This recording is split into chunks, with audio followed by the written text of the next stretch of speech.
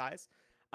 But the thing that really pisses me off isn't just that they like are often frauds. It's that they're so paternalistic. I mean, it's a caretaking profession, right? It's about fixing Mm-hmm. people, making them normal, treating them so they're not whatever.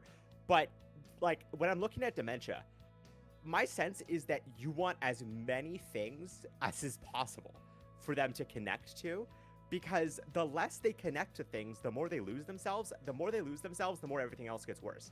And yet there's still these like typologies, these structures they tell you to think about, where it's like, well, we want them to remember things, but not ruminate and be stuck on how people wrong them. Because sometimes elder people will, like, like all of us, we have, like, oh, that Clarence, he fucked me, oh, I hate that guy, and then they get like angry about this guy, and then it makes it harder to take care of them in like the nursing home context. But what I'm saying is that, like what they're effectively saying is that we want to help people remember who they are, but only the good parts of who they are. That way that it's easier to take care of them. And I'm like, well, that's a fucking I stupid was way to gonna approach say, taking care of yeah. dementia. I'm like, you're like, most of life isn't great. So what you're saying is, I mean, frankly, and I'm like, so, you know, what you're saying is that we should basically decide for them what they should and shouldn't remember, but also we need to make them reconnect with themselves. Like, what are you talking about? Like, that's stupid. Like, that's a stupid way to approach it. Ineffective. But it's also, I think, dangerous because you're editorializing their life. Like, who the fuck gives you the right to editorialize their life? Just straight up. Me. Like, you don't. You don't. No one in psychiatry and in psychology is smart enough or aware enough of people's lives to effectively editorialize for them what's going on and what they should remember. It's just not the case. And Hmm. you could take the smartest person, the most knowledgeable person, the most empathetic person, the best researched person, and for the 5 years in which they're still alive, like, you're not gonna fucking, they shouldn't editorialize anyone's life. Like, that's just something I'm fundamentally against. And Uh-huh. so I think that when you realize that any connection to who they are is good, you're actually able to take the field in a lot more interesting directions rather than focusing on, making them only remember positive thoughts. Because to me, that's such short-term thinking. You're not thinking long term. You're not thinking about how, because again, it's like it's all about diminishing the workload of these therapists, right? It's like it's not about what's best for the patient in that context. When you're saying, oh, I want them only to remember happy thoughts, that's because you want the 30 minutes you talk to them to be, quote, productive. Whereas if you try to take on negative thoughts, it might be a longer session. You might have to speak to them longer. You might have to really listen to what they're saying. And therapists don't like having to do that, right? These fucking losers. So they're Really? like, they'd rather have short, because they're gonna see like a ton of people in a day, right? So they want to have the Uh-huh. meetings as short as possible. So they want you to, hey, how you doing? Oh, I'm doing good. Yeah, you having a good time? Food going good for you? Yeah, food. Yeah, I had pudding yesterday. Oh yeah, I love pudding. Right? They're not That trying to can't be that hear the fulfilling. guy. Right. It's not. But if the guy's like, no, they stole my patent, they stole my, whatever, like whatever happened to this guy, whatever he's pissed about, right? Like, I think giving them effective ways to process that, letting them process that, you're letting them reconnect with themselves. Like, it's important to have them have autonomy over how they reconnect with themselves. But again, therapy, like psychotherapy and like psychology is so focused on like treating these people as patients to be managed, not people to be kind of nurtured and cared for. And what I would say is that, it's bad parenting. It's bad parenting to do sunshine and rainbow stuff with your kid all day. Like, everyone knows that. Everyone knows it's bad parenting to like never explain to your kid the negative aspects of life, the reality that they face. But it's also bad elder care to pretend that the people in their lives never lived through those things you prepared them for since they were kids, right? It's like, it's the other end of it. It's like you're not all sunshine and rainbows with your kid, because that's dangerous, because that could like make your kid naive and exposed to things. But then you have a person who's lived a life, has made it through all the negative shit, and you're like, no, we can't talk about that shit. Like, that's crazy to me, especially if the goal is memory care and dementia care. So that's why I think it's the word social science. Like, again, they're not even really caring about the specific like outcomes of the patients. They're more seeing them as like 5 year, 6 year bots to manage into decline. They're not thinking like, oh, how can we actually help this person, like, reconnect to themselves and have more fulfilling lives. And the other part of it is that they're so quantitatively focused that they don't see the forest for the trees. Like, they will often be like studying the effect of music therapy, as like, okay, once a week, some guy comes in for 45 minutes and plays you some songs that you like off a playlist and asks you some questions. And then they're like, all right, 5 years later, we're checking the brains of the people who went through this every week. and there's only a 10% difference in global cognitive resources. So the four parts of the brain, the different hemispheres that show cognitive decline, they can take an fMRI scan and notice the sort of mass size and the sort of like degradation signs within those parts of the brain. And they're like, yeah, for the people who went through music therapy, there's a 10% improvement over the other people, which they call a small effect. And I'm like, well, first off, if we're fighting cognitive decline, any benefit is major. Second, I think music therapy could be more powerful if you didn't just give it to them once a week.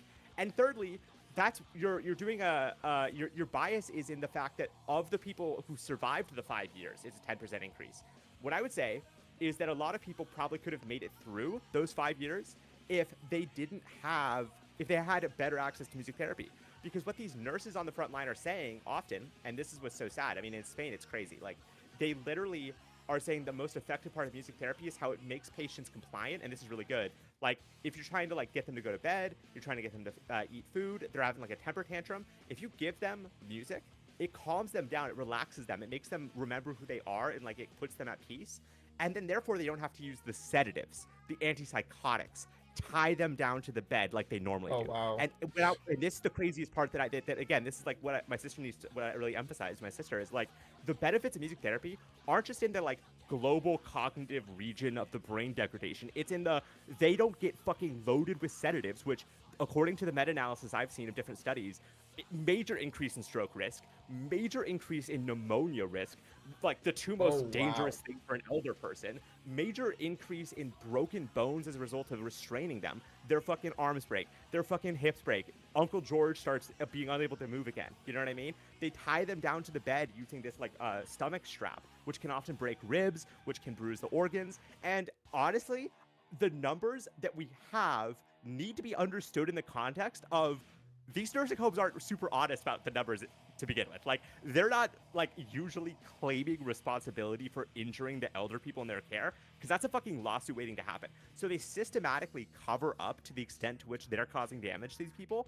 And so it's kind of like, not super, but like when you look at the danger that is posed to these people, it's actually from staff like the staff of the nursing home restraining them in response to, quote, agitation in a way that causes them to decline faster. So music therapy can make it so they don't decline. So the quality of life is better, right? They're not mistreated at the nursing home. They remember who they are better. Like, they live a better 5 years, and they're more likely to live through those 5 years. And so in that context, studying just how it went over 5 years, you're missing the nature of what it means to be old. Do you know what I mean? You're focusing on these brain hemisphere effect sizes, and you're missing the forest for the trees. You're like, oh, how big did this tree get? But you're not realizing that one forest has been burned to the fucking ground by a bunch of nurses, filling them with antipsychotics. And the one that you're studying, the one that's left over, that's probably partly because the music therapy allowed them to survive that period of time. You know what I mean? So it's like, they're like misunderstanding the nature of like the risks of being old, and like the benefits of music therapy get hidden because of that. Further, a lot of these people are on drugs they probably don't need to be on because of behavioral problems, and like those increase a lot of comorbidities. And so like what's a comorbidity?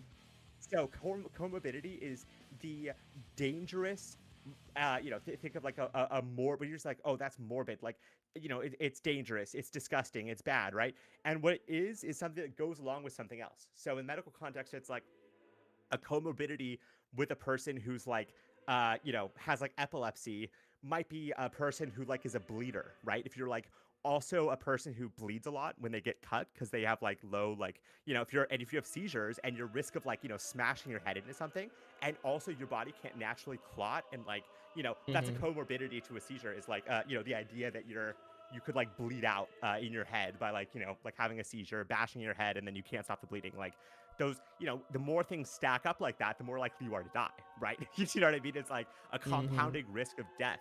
So the benefits of music therapy, if you understand them as, oh, they're reducing the chance that the elderly person is sedated, it's reducing the chance they're tied down, it's allowing them to reconnect with their family better, it's allowing them to feel less anxious and feel at peace, it's allowing for them to be at less risk given the increased resilience to pneumonia.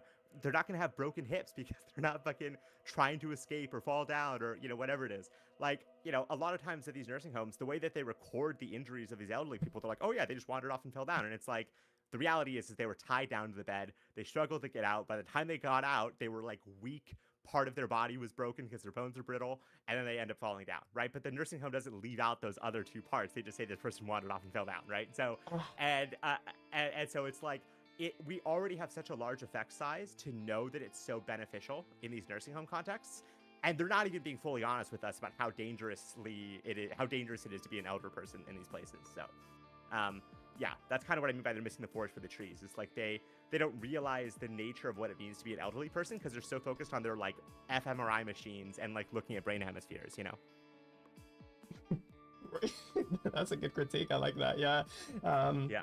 It's funny because it makes me think of what you were telling me earlier. A while ago. It was my mom, Yeah. and I was saying, wow, these psychic readings suck. And you were saying, well, couldn't it, what's another scenario that she copes with particular things? I mean, she could be, a druggie. Yeah. It might be her therapy. What'd you say? It might be her therapy, right? Yeah, She's exactly. basically getting a sort of dressed up version of therapy, Well, I would say a Fugazi sense of therapy, but I don't even know how good therapy is on the regularly. So Exactly. I mean, it is Fugazi. I mean, I think as a kid, I would fuck with therapists, psychics. I would go out of my way to fuck with psychics. I'd tell them pets died that never existed, and I'd tell them the pets never existed. Like that was my favorite thing to do as a kid. Whenever I'd see psychics and stuff. But I don't know. To me, it's like whatever the person needs to get through their life. It's always better than, especially if they can afford it. It's always a good thing. You want to like see from their perspective what it's doing from them. Mhm. And like to me, I was really scared at first about music therapy because I was like, this might be a bullshit thing. Like, this sounds like a TED talk that I'd hear. That sounds like a TEDx talk. Doesn't it sound like a TEDx talk? Music therapy? How listening to 2 songs a day can lower your risk of dementia by what? Like some bullshit like that. So I had to really spend a lot of time validating that it was a real thing. Otherwise, I just wouldn't feel like comfortable on the project with my sister. I'd be like, we have to find something else. Like this seems like bullshit. So I was like going through this database called the Retracted Papers Database, which is a collection of it's pretty self-explanatory, but you can search through different topics of like to find out like, okay, and there's only a few on music therapy. There was like less than I expected. There's about like 25 in this massive database, and they're mostly for like like the scientists themselves, like trying to fuck with the effect sizers and stuff. And why that's so important is that if you're doing a meta-analysis of the whole field, whether the field is full of garbage papers is really important. Like if the field is full of just papers that like are fabricated, then any meta-analysis is worthless. You can't control for the quality of the paper if the entire field is bullshit. You know what I mean? So it's like, well, right. So I had to like validate that first. But yeah, I think the thing that academics often lack is like dynamic thinking, and tinkering. They can't really tinker with things. They kind of it's very rigid for them. So that's always very weird to see, just how rigid these people think. But I think it makes sense because it's like they have to be publishing. It's a publish or perish thing, where your productivity, especially in the UK, is measured by the amount of papers you publish and like how prestigious the journal is. It's the same in America, but it's like a little bit less socially about that. Like in the UK, there's this bunch of stuff about prestige and a bunch of stuff about like, pedigree of like where you're publishing and stuff. In the US, it's more just like the raw fact of whether you're publishing or not. But either way, the incentives are like just publish, really and rather than like produce work of like quality or like push the field forward or like produce new thoughts. It's just like quantitative. Like it's just like, again, it's like the ultimate irony, right? This like overly quantitative field. These fields that are overly number focused. So quantitative is like doing analyses that are based on numbers. So instead of being like a lot of stuff can't be reduced to numbers, doing that is a bias that will fail you. They're like, no, reality is numbers. We can make anything into numbers. There's no problem with doing that. And what we need to do is just do measurements that, but it's like, well, what ends up happening is that to make everything numbers, you systematically leave out information that can't be made into numbers, right? It's just not the case everything can be made into numbers. So what they do is they just don't study the parts that can't be made into numbers, like the experience of being a nurse at a dementia care facility.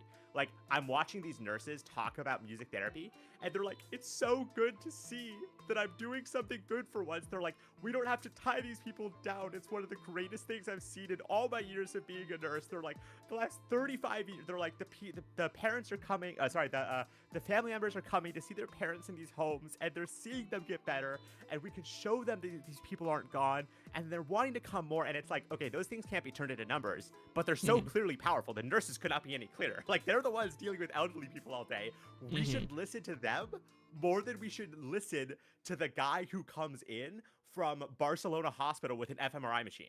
Do you know what I mean? But the academics are, because they're so quantitatively focused, and by the way, the opposite of this is qualitative, right? So that's that would be the interviewing the nurses, that would be the asking the questions of the patients. That's the intangible. I've only heard of qualitative. That's the funny thing, and it's always in the negative. Quantitative. Actually, I probably have heard of both, but for some reason my brain was connecting it to quantitative easing. I was thinking to some like banking policy. That's the injection of debt at a cheap rate by the government to allow these institutions after the 2008 financial crisis to not go into bankruptcy. So that's what quantitative easing was. It was just like low cost or free loans to stabilize the economic system. But it was basically just a fancy word for covering up the fact that we're going to give banks a lot of money to, like, to keep them going. Which, I mean, my family has bank accounts, right? I'm not saying that's a bad thing. I'm just saying that, like, the words "we're giving bank big stacks," that just doesn't sound as like smart or like a policy thing. But if you call it quantitative easing, it's good politics. Yeah, it is good politics to I mean, honestly. But yeah, like quantitative is just seen as precise, right? Because the number, like, quote, numbers don't lie. There's all those quotes like, numbers don't lie, people do, like, but my response is always, people make the numbers, right? People. Yeah, of course, yeah. What the fuck is making the numbers, right? Yeah. So what are you talking about? It's not a different problem. It's the same problem. It stays being a problem, even if you go to the numbers route. Like, and again, like, it's not like I'm ignoring. I'm just kind of arguing that, like, in a way where, if you understand that the bigger picture, it seems like this therapy is really powerful on so many levels, especially if you think the major risk is nursing home. The term is iatrogenesis, so medically induced harm. So it's where you go to a surgery and the surgeon fucks up, and that's iatrogenesis. It's the guy prescribing the incorrect medication. That's another word for quantitative easing. Wow, it's the same strat. Yeah, it's the same strat. It's like, oh, we sometimes kill you, right? That's what it really means. It's like, we sometimes kill you. Or like, we sometimes kill your elderly family member. Like, that's not as good as iatrogenesis, right? But with iatrogenesis, no one's even gonna remember that. It's way too much of a mouthful. Unless they're fucking psycho and they're like a fucking a psycho person who researches all day. But yeah, 100%. Like, and so, like, for me, a big thing I do, and I don't know, maybe this would be helpful, is like, I collect like relevant terms that allow me to search like Google Scholar and stuff for relevant work. Because my idea here is like, okay, I think I'm seeing something here.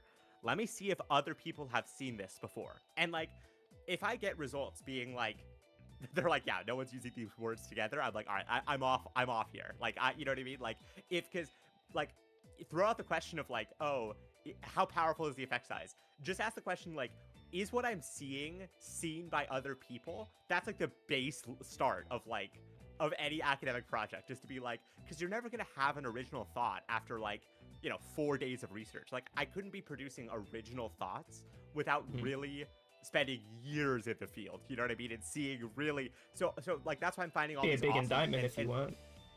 I know, exactly, but also I don't think it's good, and I think it's an intellectual humility thing that you got to recognize that you're not going to be producing original thoughts. Like, a lot of smart people have already looked at this, and it's important to like have humility on that.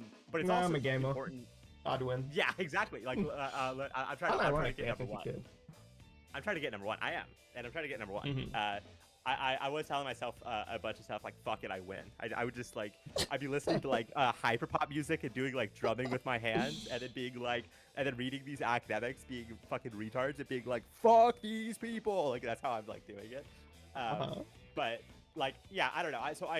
I also like construct enemies to overcome or like failures of other people.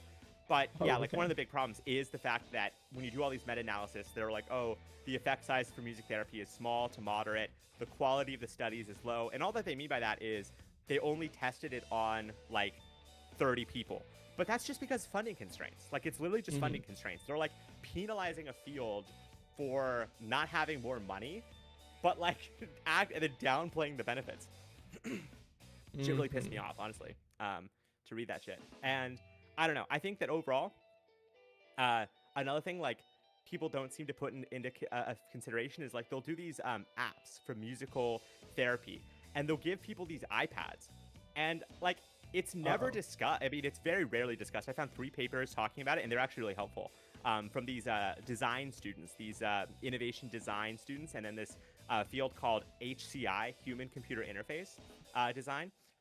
And they actually did a lot of good work on this. But I mean, it's obvious. Like elderly people suck at using new technology. That's just how it is always. And we're giving them music therapy on iPads, these slippery, wet screens they have no relationship to in a context when they're already having dementia. Like, of course they don't know how to use this shit. Like, they kept running into the problems of like this guy was like, oh, I made this app for dementia people. And then he tested how good it was of like at these elderly people using it. And he's like, well, I did have to step in a bunch and help them do it. I did have to keep, that's interesting. like jumping. I know. And then he was like, well, so I was doing it so much, I realized this could be problematic for my study. So I started measuring how much I had to do. He's like, good news is, he's like, the average length of attempts, like, because you can see the quantitative brain working here. So he's like, the good news, like the number of attempts of successful navigation relative to the number of interventions on my half did go down significantly over time. And it's like, you designed an app these people can't use. You just like, I like, stop talking, stop doing this study. You designed an app these people can't use. Like, I mean, duh. So like, you know, and you know, I was telling this to Orbic, and he was like, yeah, like my fucking grandma doesn't know how to use her phone. He's like, if I was to try to give her any therapy through her phone, it's not going to be successful. My like, grandparents you know what are I mean? a lot Like, younger, so they're using technology quite fluently. So I mean, respect. One of Orbic's family members, like his dad was like 50 when he had him, so it's a different scale of. This is but, very different. But if we're talking different scale, right? But if we're talking, but I think his mom was 20 or something, 21 or something. But when you're talking about like the bigger picture of, I know, wild, right? But when you're talking about the bigger picture of like these elderly people, you're thinking to yourself, you're like, obviously we don't need to be giving them new technology. Like if they have dementia, if they're in the retirement home, like why are we giving them iPads? Just it's so obvious. So check this out. What's really cool though is these design students have made dementia-friendly interfaces that remind them of like radios, for example. Yeah, right? Like, I remember. It's either the butterfly thing you sent me, or you just told me that. Yeah, exactly. Boom. So like that. So like that's huge too, and that's the bigger picture though. Just to say, like, that's the bigger picture of where this stuff needs to go. Is like interface design, making them able to. That's the reverse of a comorbidity. Think about it, where it's what you call it, you're trying to get their memories back through music, but then you're using something that would also, some tactile device that they used back in the day that would also induce memories. So how about we call it the bro more memory? Bro more memory. Bro more memory. That's the most academic sounding term ever. This is it's so funny. It's so I honestly, it's like they would get so much benefits out of thinking just like normally for once. Honestly, like I didn't think like gamers too. They need to think like tinkerers. I call them tinkerers. Tinkering, and it's funny.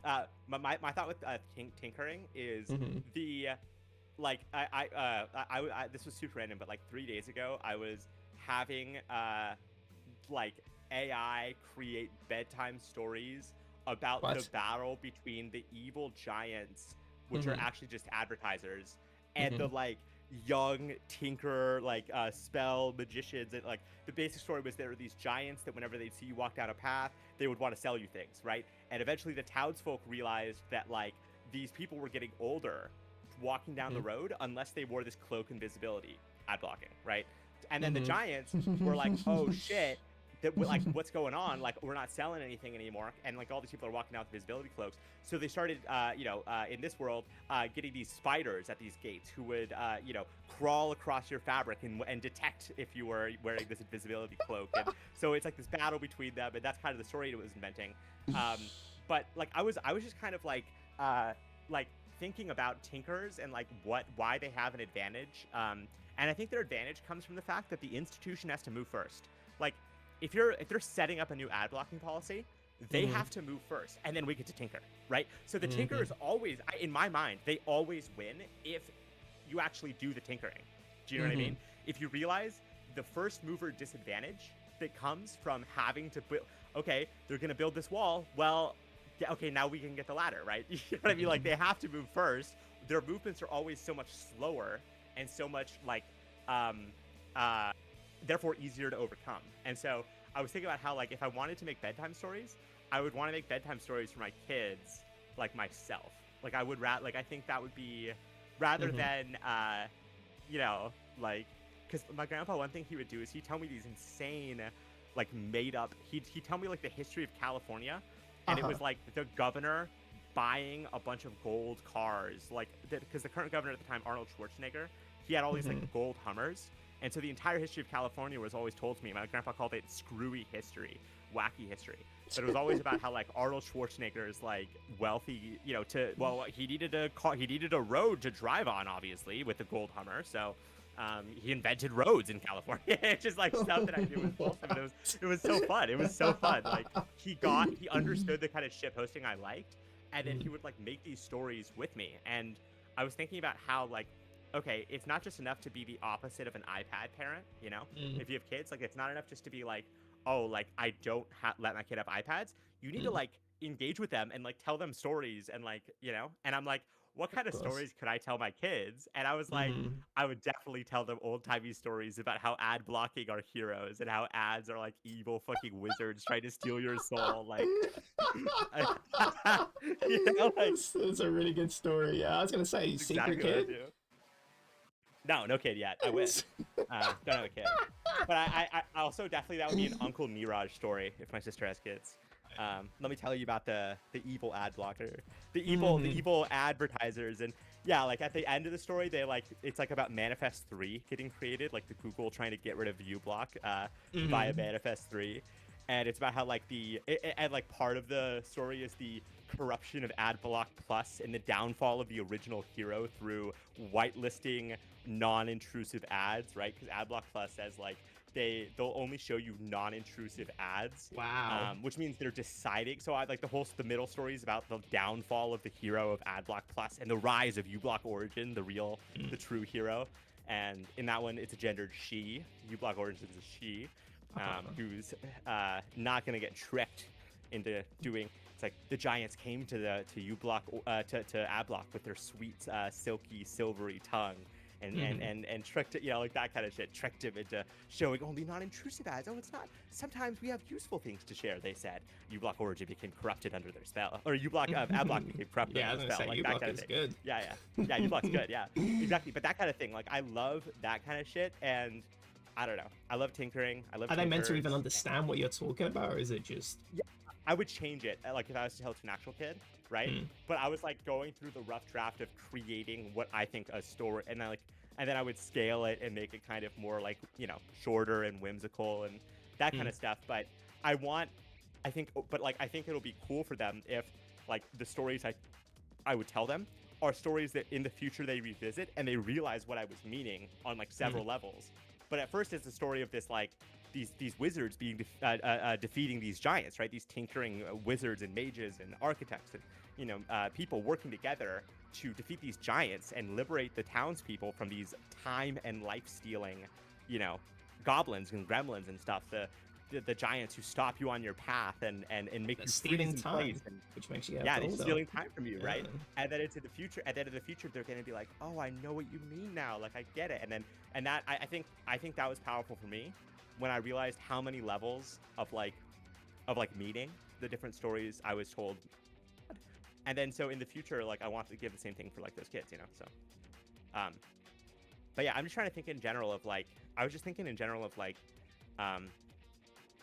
yeah, communication with people with different intellectual types and people with dementia and stuff. And it just, I felt like children's stories are so accessible always, and how you could do some really cool, like, I don't know.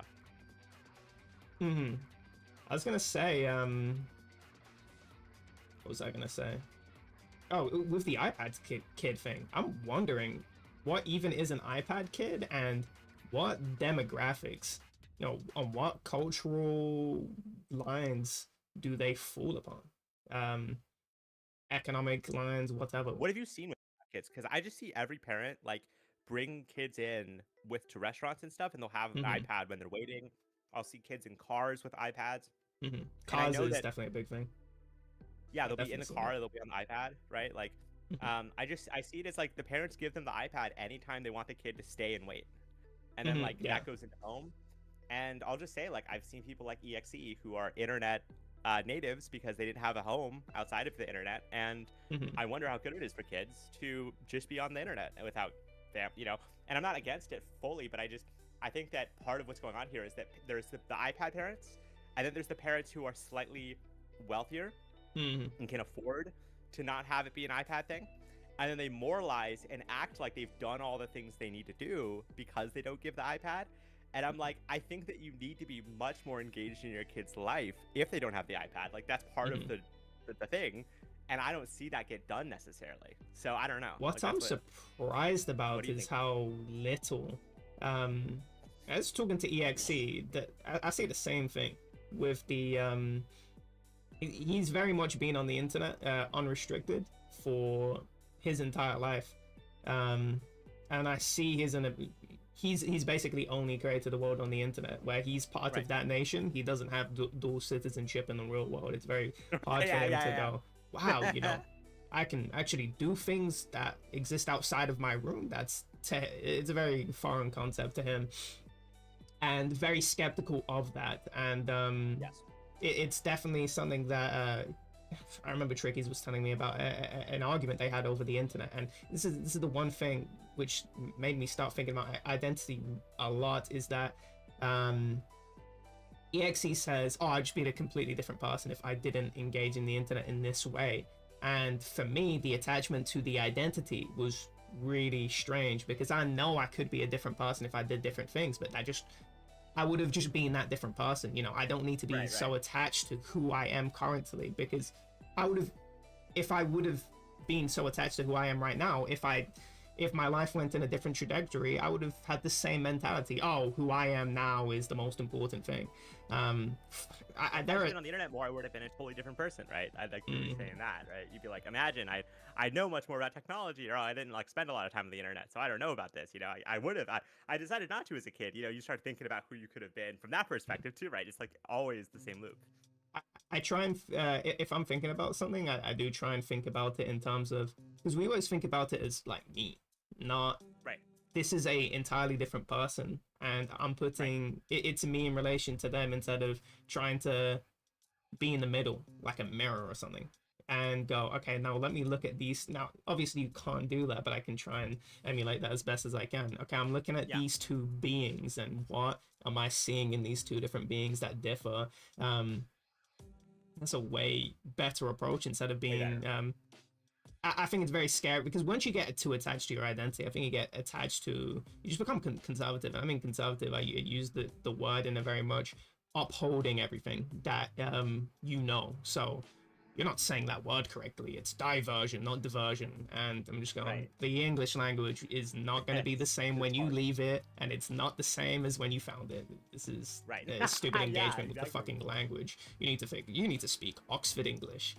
Yeah, and all the people that go to Oxford don't even speak in the same way. So, and probably have their own opinions on how it should be spoken. And most of them are not fucking from native speaking English countries. Those are not the profitable students. The profitable students are the outside students. So it's often a sort of Spanglish, Oxford Spanglish, right? Oxford, Chinese English. Like it's right. It's like, I mean, just think about the term no good. It doesn't sound, it's not even a grammatical no. Yeah. But what were you gonna say? No, I was gonna ask about yeah, like how's it been talking to EXE and stuff and all that, like that You angle talked of to it. EXE. Because oh, you haven't talked to him since we talked last. Yeah. No, I haven't talked to him. Got you. Because I know last time we were talking, there was kind of a a very stark understanding of just the way that he engaged with people, and definitely very impactful. What you were saying about his inability to prioritize himself or others at all above himself. The opposite of that. And especially when he was bringing up the facts, like, yeah, imagine if I just left Zoo, like what would happen, and That's but crazy. one thing I did hear from I guess another server is that there's some drama because, like, I think from what I understand, and I don't know how true this is, right? So this is some secondhand wonder info. Oh, okay. But he was saying that that in Yezi's server, he Yezi is having this thing where he's like dating this girl, and so he has like a secret server set up because he doesn't trust his like quote unquote friends to like be Yeah, I was gonna say, what the talk to fuck? this girl. Those are definitely quote unquote friends. Yeah. And like this is like the it's the trickies or all those people and stuff, and it was kind of bringing, and then like I guess in that context, so there was like a lot of discussion over that in this other server, and then I think Wonder was telling me that Trickies was in a conversation with a bunch of other people that he jumped into, and he was like talking about how he's really sad that Fleur isn't friends with him anymore. He's sad that like this kind of reminded him of the Fleur situation and how like all that sort of stuff, because right, like it's like the the secret servers, the girlfriends, right, the right, it's like very similar to a lot of things, and so there was a lot of interesting and sad to some extent because it's people that I know, and actually like these aren't just like characters. Like I'm sad that they're not having a good time and stuff, but So many things it I is want very to say. very interesting in this context. And I thought you should know this, right? I thought if anybody you should know I think this, I so. should know this, yeah. So I agree. Yeah. It was I like how you say quote unquote friends. I want to expunge the word friends from my dictionary just because you asked me a question, I didn't know how to answer it, and it was I was telling you about my trip in Slovakia, and and this was also in the background. It was the zoo. I left zoo, and I was talking about me talking to my cousin's friends and rethinking friendship, and I didn't really have an answer then because I didn't know the way to re-friendship, but I realized that I don't delve into romantic spaces, but sometimes I'll have a listen and see what the fuck they're talking about, just because I think it's really deranged. I really do. I think there is a particular derangement when it comes to into romance, because into relationships. It's all derangement. Yeah, it's all derangement. Yeah. What I think is deranged is that it feels very prescriptive and not okay. We like each other, and so we get into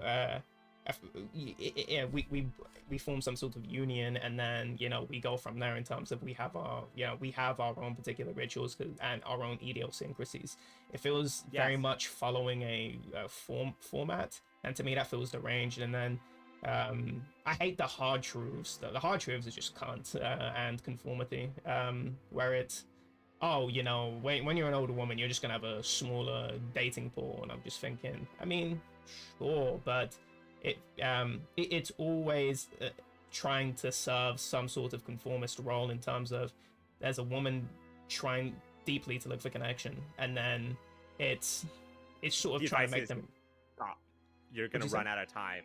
Settle, right? That's the advice. Settle, exactly. Yeah, you're gonna settle. You need to settle, otherwise, right? Like, yeah, 100%. Instead of because there's a second thought, right? The first thought is, this is a statistical fact that women will have a smaller dating pool. But there's a prescriptive second thought that is inherent to that, which is, so hurry up now, settle, don't find the right person, it'll never happen, give up. And it's like, fuck you, dude. I think.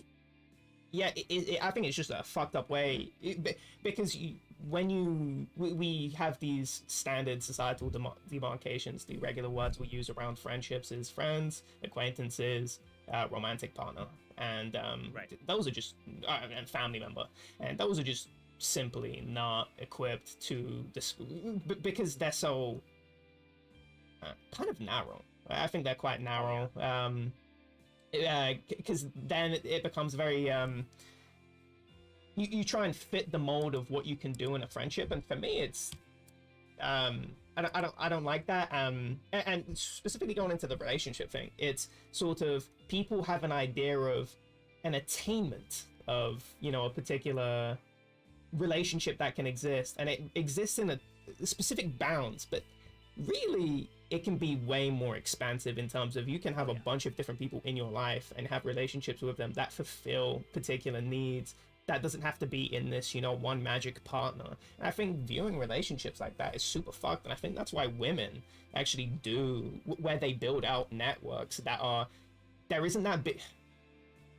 I've been thinking about this a lot today, and it was I was remember my best friends. I love my best friends. My two best friends from my childhood. They are, you know, I still think about them to this day, how foundational they are, the things that I explore, the hobbies that I still have to this day, and conflict resolution and anger and love. And I remember this one thing. Liam, who's my first best friend, and I remember I was at a sleepover at his place, and I was just so tired, you know, I fall asleep, and then I wake up on his shoulder and he's pushing me away, and I looked back at this and something bothered me at the time, because it's like, I'm not, right, I'm just trying to sleep, and it was the language. I understood the language. It wasn't, man, if you're trying to sleep, just go and sleep. So, you know, just, man, you have your mattress down there. It was very much aggressive, and I think this is when the big other comes in, which is time, yeah. What would it look like to someone else if they were exactly? And his mom came in the room and going, "Oh, you look so sweet." And women don't have that same big other when it comes to homosexuality, where oh yeah, I agree. there are no fears, and that physical connection that you can have with a woman on woman, that will just make your relationship more fulfilling. And so this is why I sort of admire women in a sense, where they have, this is super in general, but there has been a type of relationship that's been formed among women that somehow lasts, is more sturdy. Oh yeah. And has more of that physical connection, because the touch, yes. And I hear of statistics where there are a lot more women that are happy being single, versus, and single, I also hate that language too, because it's very much biased. Same with spoiler and all that. Partner. It's like partner instead of, well, they're single, but they're in a group in like 6 different clubs, an art club, a book club, in a fucking, they're going down to the, you know, like, oh, they're single, but they have a fucking rich life of like connections and you know, right? Like it's like so narrow, there's no space for the human, right? Like it's bullshit. Yeah. Right. Just more bias in that sort of we're putting our prescriptions of, you know, what society should look like onto research, which is already bullshit. That'd be why they're happier being single, right? Is that they have these rich, as you're saying, these longer lasting, more durable, and you don't necessarily need a partner, one single sole partner, and I think that's why men super fucking struggle, because they don't feel they sort of need a mom in a way. This sort of women's critiques of men now, which is they kind of do want that mom figure where they can just put, where it's a woman, and so there's the specific things that they can say to that woman without receiving judgment, and then just put it all on that person instead of distributing throughout different groups of people that are also important to you. Yes. That's back to the Yezi thing, back to the right? Mm-hmm. Oh, like, yeah. They're like, no, I gotta keep this separate. I gotta keep this separate from my friends. I gotta keep this, right? Like, what's crazy to me is that I've known Tricky for a while. Tricky's is, I see some of myself in him when, in terms of, that kind of has strong principles on particular things. And one thing I know is that he's not gonna, I don't see him being the person that's gonna fuck with anything to do with his girlfriend. Now that's just around me. I don't know if he acts differently. No, I think so. I know. I totally think. And same with Doom or whatever his name is. Like, Who? like the whatever the fuck his name is. Affirmed. Like, Affirmed, like yes. Yeah. Not Doom, but yeah, hit because yes. he has like the fucking Johnny Cage, like, or the whatever it is, the Oh yes. Is that Half-Life? Yeah. I don't even know. Or no, what the fuck is it? It's the fucking it's like the Berserk, like this guy is a fucking, it's like Smash or something. I don't know, some shit like that. But anyway, it's like an 80s action thing. Yeah. But that guy's not out here. That guy's not out here fucking with your girlfriend. Like he's just like, yeah, how's it going? You know, he's like chill as fuck and like. Yeah, so I'm surprised, honestly. Like these seem like people that I would be fine to see a significant other because they're very chill. Yeah, I would definitely feel very offended if I was Tricky's. I don't know much about Farm just because we didn't really talk that much. It was usually me. I'd have various close connections individually between all the people in Zoom near EXE, Tricky's. But never a Farm, so I can't vouch for him. But definitely Tricky's. I would feel a particular way if Yezi's going, wow, this guy thinks I'm gonna fuck with his relationship, and I have no intention to. It's usually me that's, you know, super trolling and aggressive and confrontational. Yeah, very aggressive, confrontational, and also pushing on insecurities I like doing on that. Specifically ones that I think are really unjustifiable, where I go, you don't need to have this, I'm pushing on this, so you reveal. Maybe that's not the best strategy with some people, but I go, you can reveal this to me. It doesn't matter. You should be very firm in your announcement of insecurities to we're friends. But I'd feel super scorned, and it's sort of the separation between a friend and partner, which is, to me, that's offensive. Where I'm separate, separate, and it's sort of hierarchical. That's why actually I made so in my stream, when I've streamed zombies, I would make everyone a mod. I like that sense of equality of, even if you're a known person in the community, I'll just give you mod. I don't want no, you're a VIP, you know, this person. Nah, you just all have mod because, you know, we're all in the same community. You should, all of you, man, should just be mod. That was my.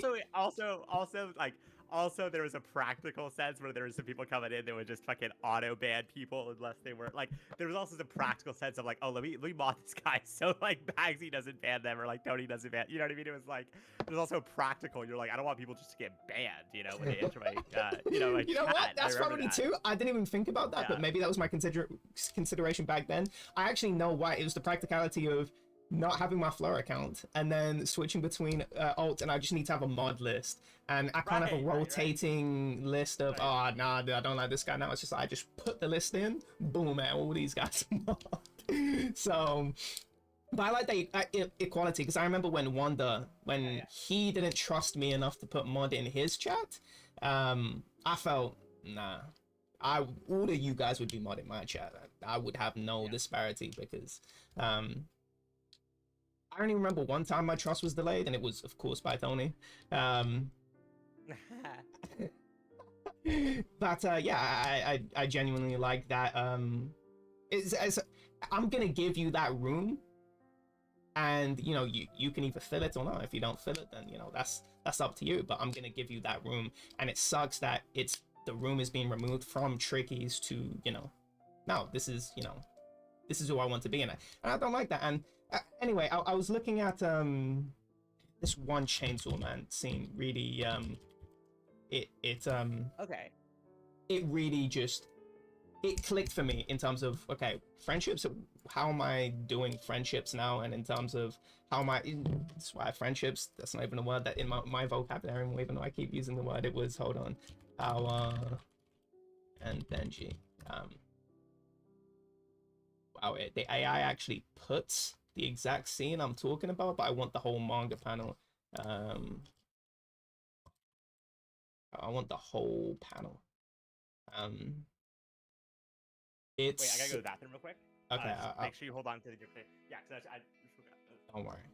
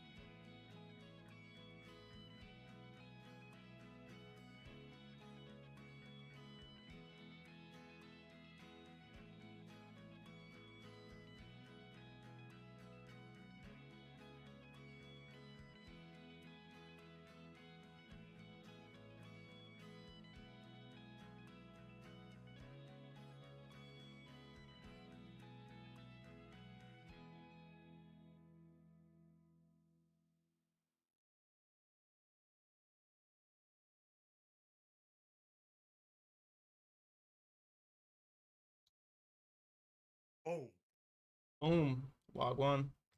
Um, it was a scene. It was the scene from Chainsaw Man where main character. He's I couldn't find the specific scene, but or at okay. least that specific scene I was talking about. Hey, you have dementia. Super dementia. No, Google just didn't want to show me. I was looking at my safe site settings. I'm thinking, wait, is there something being turned off? But basically, they're showering together naked, right? Okay. And then basically what happened is that she's super scared of the dark, and they just thought the way that so there were if something is feared, there's a devil, sort of a physical manifestation, and the more people are scared of that, the more powerful they are. So it was the darkness devil, was one of the primal devils, whatever. Where it's such a primal fear, they're just so strong, because a lot of people have been scared of the dark, right? It's a massive fear, and so she's just completely terrified. I think this comes after. I don't know. I haven't read it in years, and so he's showering her. So there's a girl that he likes, Okay. and he's so initially he was quite jejune. He just wanted the girls, but then he sort of he's had sexual things with this power girl, but it's kind of beyond that now, where they don't really see each other like that. Oh, actually, I don't know what how her mind is, but he doesn't really see her like that. He's kind of just focused on Makima, so he's gonna go on a trip with her, and he stays home for this power girl, because she just can't stay alone. You know, she's super terrified, and he's sleeping in the bed with her, showering with her.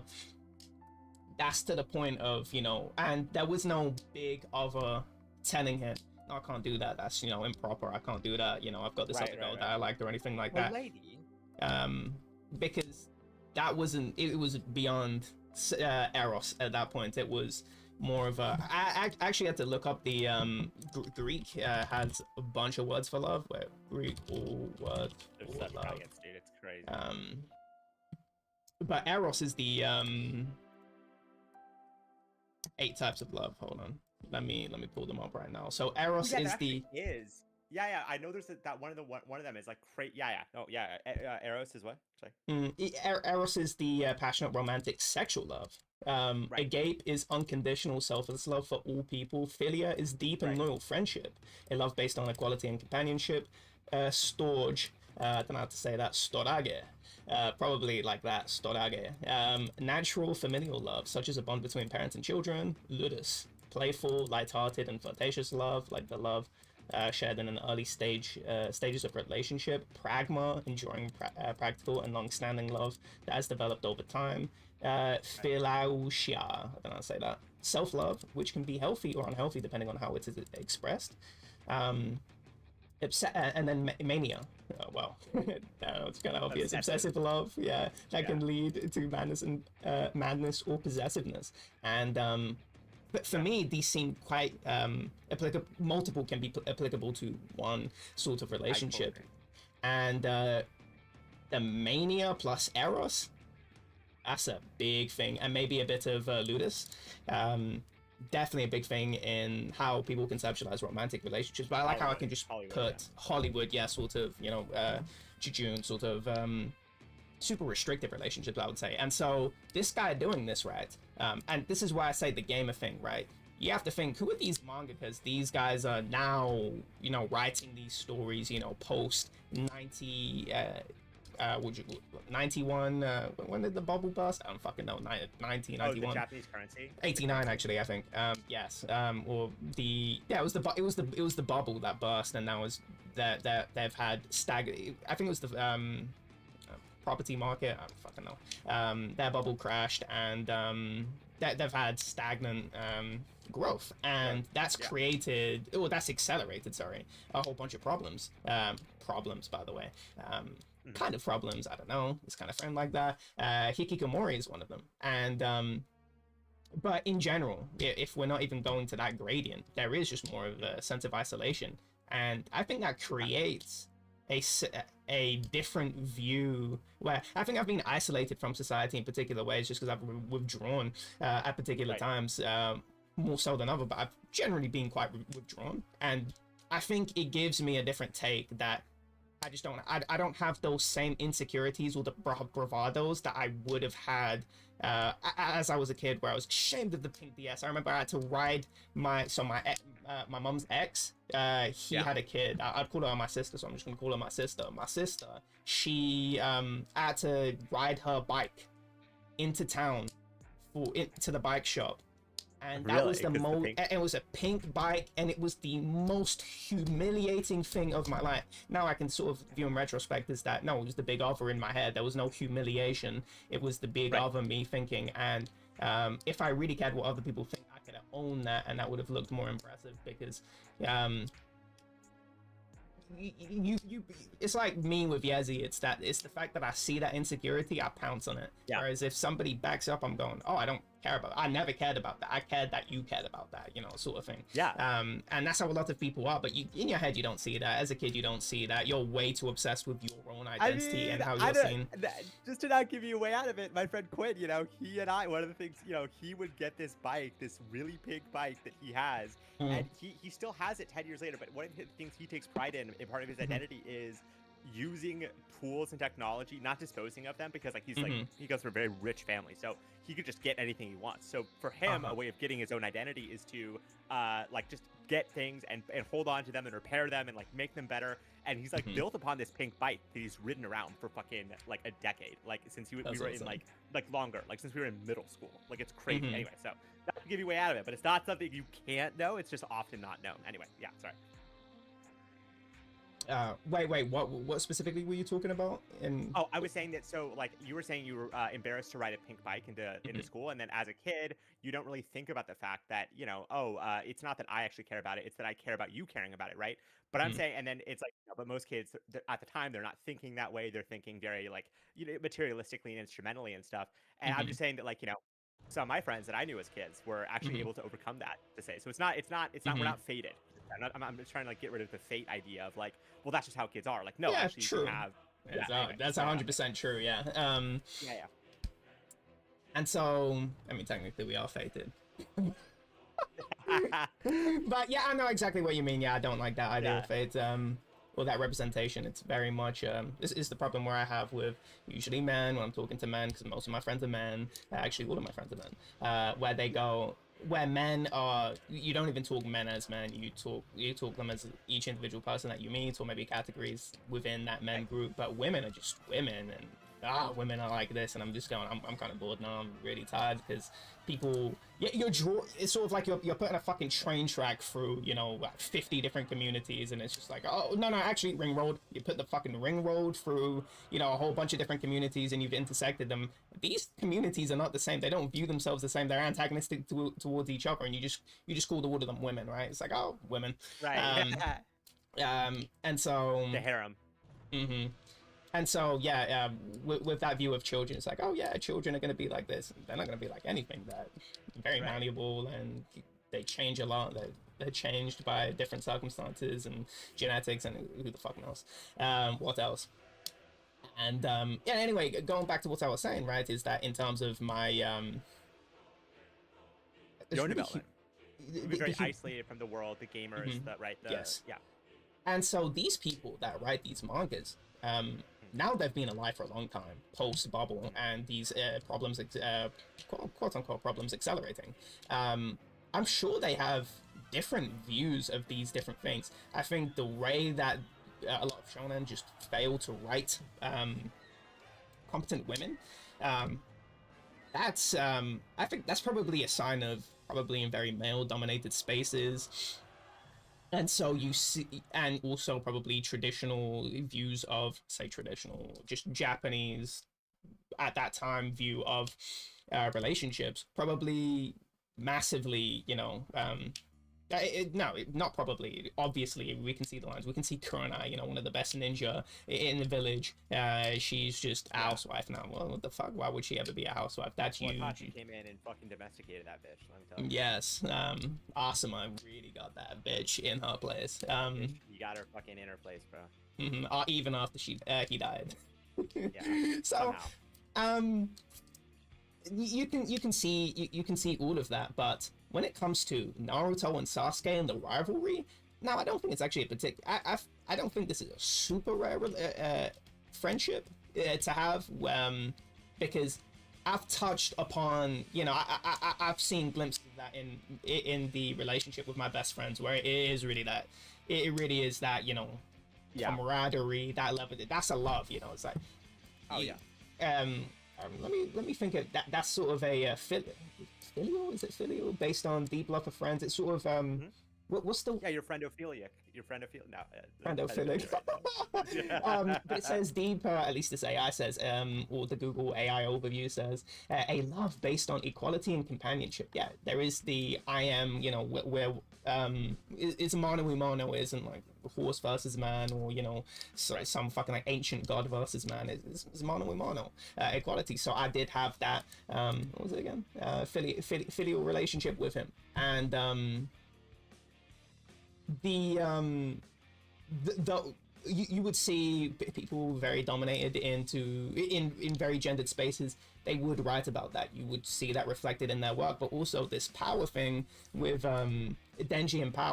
That is a very, you know, to me it's like I would be naked in front of my mom, but I don't know if my mom would. Maybe my mom would be weirded out. I think it would probably be an initial thing. I think she'd be like, who the fuck has after that point, you know. Because I remember as a kid there was this one Euro guy that was staying at our flat, and so this was a super long time ago. It probably been like 5 to 7, he my mom was saying, oh, you know, this guy gets naked in front of his mom, and this guy's like, oh, an older guy, this guy's late 20s, 30, she was saying that's like, oh, that's like really weird, and she was saying in response to something I don't particularly remember what. Right. So I found that really weird at the time. It was this wow, you know, getting naked in front of your at that age, getting naked in front of your parent, you know, that's weird, and it's weird. I hate this word weird because it's used as a proxy of, oh, you're going against society, and so bad, yeah. So weird, it's bad. That's all you're saying. You're not saying, oh, this is morally bad or whatever, and so. Right. You're just writing it off. You're not even considering it. Yeah. Yeah, right. But if you're in a society like that, and then you go against the grain, you see this big over, and you say, no, the love I have for whatever relationship I have, and you go past that. Yeah. To me, this is, you know, why I see this as significant, because I see the society around me. I see how. When I was watching LTG with his mods, and of course it just turned into, you know, they're basically copies of him, and so they're turning into, turn your face cam on, you know, you take your hoodie off, you know, you're not even built. That's so ironic. Yeah, and it's so ironic. That's so ironic. He's getting fucking what he deserves, dude. He absolutely is getting what he deserves there. Mm-hmm. And it's so, but it you know, for me, it's, I would never want to be around men like that, because you're concerned with the most superficial nonsense, whatever. You're not interested in, you know, the individuality of what would make a person, you know, be, you know, why they don't want to go to the gym, why they don't see that as important, and respecting that about that difference in your friend. To me, I can never respect or be around somebody that is a little bit, you know, intrusive. That's why I kind of get the, I guess I'll use go speak here, ick. I get the ick around these particular people. Which they do too, just to say. The girls get the ick around the same kind of guys, just to say. The low tier guys, they're also like, dude, do you see the way he came? That guy's like fucking 40s coming up to my fucking friends? Like, what? Like, they're 41. Getting major ick. It's 41 in 2 hours in the UK, by the way. 41 in 2 hours, yeah. I'm so excited, yes. Hopefully there's a big troll, because last year, just to give you a short vignette, it was he got hacked for his birthday, and it was just the regular intro screen, and then it fades. People weren't expecting him to stream on his birthday, and it just fades into an upload expose that somebody did on LTG, and that was on his Twitch channel. I'm just going, that's so crazy. That's so sad. That's so pathetic. He literally can't even enjoy himself because he's made himself into a meme. Like, it's so fucking funny. Yeah, and so really, I wasn't into LTG content back then, so I didn't know. This is just looking back on the old troll uploads that people have done. But it's going outside of that, it's the whole there are so many different ways to conceptualize how a relationship would be, and we're limited by the language that we speak, and Right. also the media that we consume, and that's why I don't believe in romance media. That's fugazi. It's That doesn't propaganda. exist. Oh, exactly. It's It's propaganda. patriarchy propaganda, I think, usually. Oh, 100%. It's patriarchal propaganda. It's propaganda for the particular systems, which obviously patriarchy, but also other systems that exist, and sort of Oh, going, definitely, yeah. this is, this is how you should associate, and not into that, but also always straight propaganda too. In terms of All so these this is people not watching Mulan. Did you watch Mulan as a kid? So no. much of this. Mhm. No, dude. Yeah, sorry, go ahead. Yeah, sorry, go ahead. And the what would you call it? In terms of the I'm glad my friends were quite were not like this, but hearing about EXE's experiences with the particular people that he chose to hang out with, and also those are the people he chose, particular people that were Yeah. he tried to he didn't he viewed he drew the lines of popular, unpopular, which is not the lines I drew, and so I actually could talk to anyone really, where I was generally because I didn't have at the beginning I had a group, but everyone kind of just talked to each other. Everyone's kind of cool with each other, and okay, so I would have inroads where I figure out the bad man, it's like what that one guy plays Minecraft, so I'm playing Minecraft with him, and I'm talking to more of them, right? So I actually talk to a lot of people just because I'm quite open. Like, everyone knew I was Fluff. Yeah. So I was quite open, and so people were fine with talking to me. Especially later on, where the inhibition just kind of fall off. We've known each other for years in terms of everyone at the school. So no one, the insecurities kind of, a lot of them die down. But seeing that EXE kind of just got stunted in terms of he tried to hang out with people that he viewed as not uncool. The way he would describe other people, it's like, oh, this guy would wear these particular brands, and sort of viewed them as if they were just not work. He couldn't hang out with those people, instead of these are their own people with their own preferences or whatever. But instead he's been Diary of the Wimpy. That book is actually propaganda for all the worst things, especially as a kid and you don't know better and you think this is the school experience. Well, that's awful. That shit fucked me up. It's a corrupting force. That needs to be banned. And so once you yeah, I mean, honestly. Seriously, yeah, I think it's trash. Such a fucking disgusting way to view the dynamics between people in a school setting. I'm not gonna say it's completely untrue, but but a lot of the things are of our own minds making, right? And so I don't want people to view these relationships like that, because it's going to stunt their ability to of who they talk to based on, oh wow, I'm seeing a school. That's fucking crazy way to form relationships and bonds. What the fuck? And so he was he didn't have the same friend network I had, where I really could talk to them about anything. But there's still obviously some barrier where, in terms of, you just don't have that physical touch.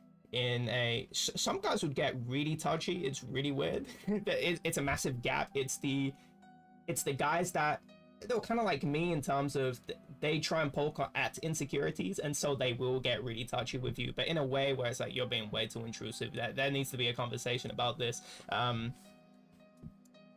because I'm not comfortable with it. Right. I've only had that happen to me once, but other people would just be like, oh man, you fucking faggot, like, what the fuck are you doing to me? I don't even think they would call them gay, or faggots, or throw around slurs like that. But what I'm saying, right, is that you don't want to be touched. There is, even to a minimal degree, there is that big other of, I don't want to be seen as homosexual. I want to keep my straight identity intact.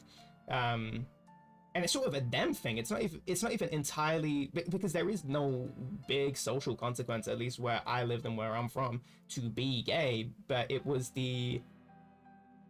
I think it was more in terms of their own personal identity and how they view themselves.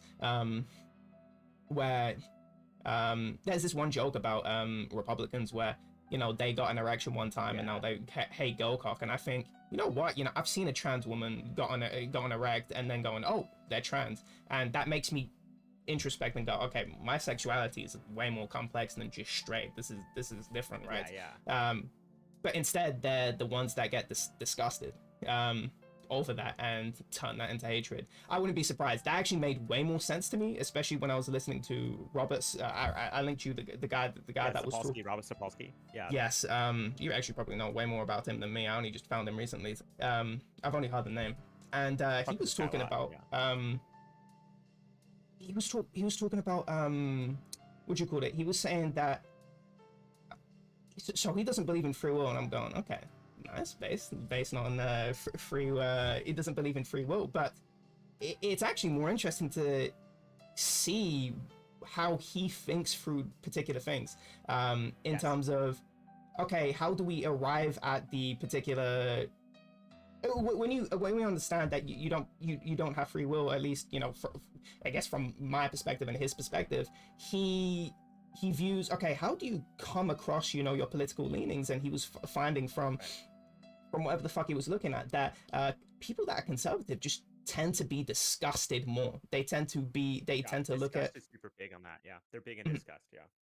And to me, this is just all new to me. I'm going, wow, okay, this whole conservatives being mad that they popped a boner over girl cock, to me that makes way more sense now that I'm hearing that, and it kind of slowly has been creeping up on me in terms of with my whole identity thing, in terms of when people's conception of themselves gets challenged, they get really, you know, it's really disconcerting. They don't like it. They don't like thinking about another version of themselves that's independent from their self. They always sort of project particular things at them and see them as sort of an incomplete person, rather than, wait, this is another person that could exist and could not,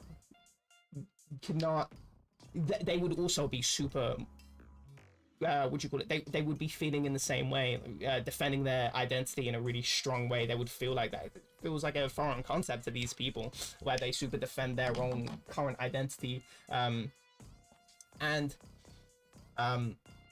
back to the. I gotta say, I think that makes sense. I think that especially when you're a kid, you are making the choice.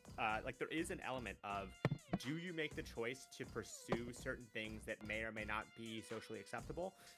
And if you're a kid and you're in the moment of like, that's called, I think, affirming their identity. They're They don't know they're doing this, but they're, no, I'm not that way. Get off me. You know I'm not that way, and I'm telling myself I'm not that way. They're making a choice, and I don't think that's always a bad thing. I think, but I think that there's a question of if the choice is something you really want to make in that sense, because you lose out on all this potential for relationships that go so much beyond questions of gay or straight or connection questions of like, you know, monogamy or whatever. Like there's all sorts of ways of living, and you're locking yourself in. I think that's the problem. But I don't think it's problematic to like affirm that, no, I am this way. Like, you know, I often tell girls that I'm gay, even if I'm not necessarily like fully gay or whatever that even means. I'm more interested in the person.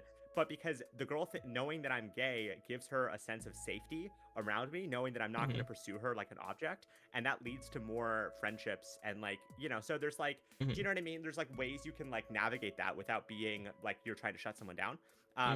But so anyway, I just thought that I can see value in that for them. I see why they would do that, but you're right. I think it's limiting often, and it often comes from a place of like insecurity and fear that is really like misplaced. Like it really isn't that, you know? This is one interesting conflict. So these two streamers are poly. Vosh and Destiny are both poly streamers, but it's funny because they have it reminds me of a when I'm thinking about relationships, I'm thinking of I was thinking about, okay, you know what, I'm curious about that too now that you mentioned that. It's I'm looking at this Denji Power person, and there's a manga panel with them, you know, naked together in the shower, and then also sleeping in the same bed. I know that regular sort of expectations, then if Denji had a girlfriend, he sort of has kind of a girlfriend or whatever, not really, just because of how the story is. But they wouldn't be super approving of this. Like, wow, you're getting really close to that goal, even though he has no sexual feelings or whatever. That's just not an allowed thing. And it reminded me of this Destiny. It was Destiny reacting to Vosh, and Vosh is talking about how a lot of non-poly people, it's out of insecurity that they engage in monogamy, and Destiny was like, no, I don't believe that to be true. That there is just no way that, you know, you have basically a whole society of insecure people, and definitely way more on Vosh's side on this. To me, I'm feeling we have a whole society of insecure people, 100%. What is he talking? What's Destiny talking about? He's in his fucking what the fuck is he talking about? We have a whole society of insecure people. That's like the basis of like fashion and like our economy is based on driving insecurities and libidinal desire. Like, come on. He sort of didn't want to. For me, it came from more of a, there can't be a whole group there can't be a whole society of insecure people, because he didn't want to. It felt like he didn't want to sort of remove the shroud from his eyes that a lot of most relationships could be, because he obviously doesn't want to shit on other people's relationships that he's probably seen throughout his life that are, you know, strong or whatever, and go, wow, that's a lot of the dynamics there are actually based off of insecurity. And I'm definitely taking Vosh's side. I think even in strong relationships, a lot of insecurity is involved, and a lot of that insecurity just sort of constrains and narrows the way that we can view our view our view our other relationships, our other loves, you know, our filial, our agape, our ludus. We basically have to have multiple, basically stack so many loves on this romantic partner, more so for men, and I think that super disagree with that. That's why I don't like liberating.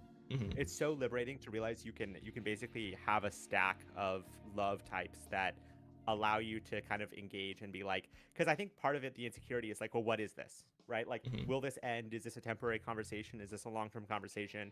Is this a temporary one-night stand? Is this a long-term partner? Like, people are trying to make those decisions. I think recognizing the range of love that's possible, like, I think that is, and what's so, I think it's liberating, and I think partly why is that, again, like, so many people, when you listen to old people and you really listen to them talk, so much of what they say is they're trying to tell us, they're like, it's all about love. They're like, you don't know this yet, you're not going to realize this till you're older, but it's all about love. It's all about how much love you have in your life. Like, all these, even like these psycho CEO people, they'll retire and they'll be like, yeah, it's all about love, and I realized I wasn't with my kids, or whatever it is. Like, that's so it's so clearly important. I think realizing this shit early on in the way you're realizing it, like, so much more opportunity, so much more potential from that, straight up. Like, you're so limited otherwise.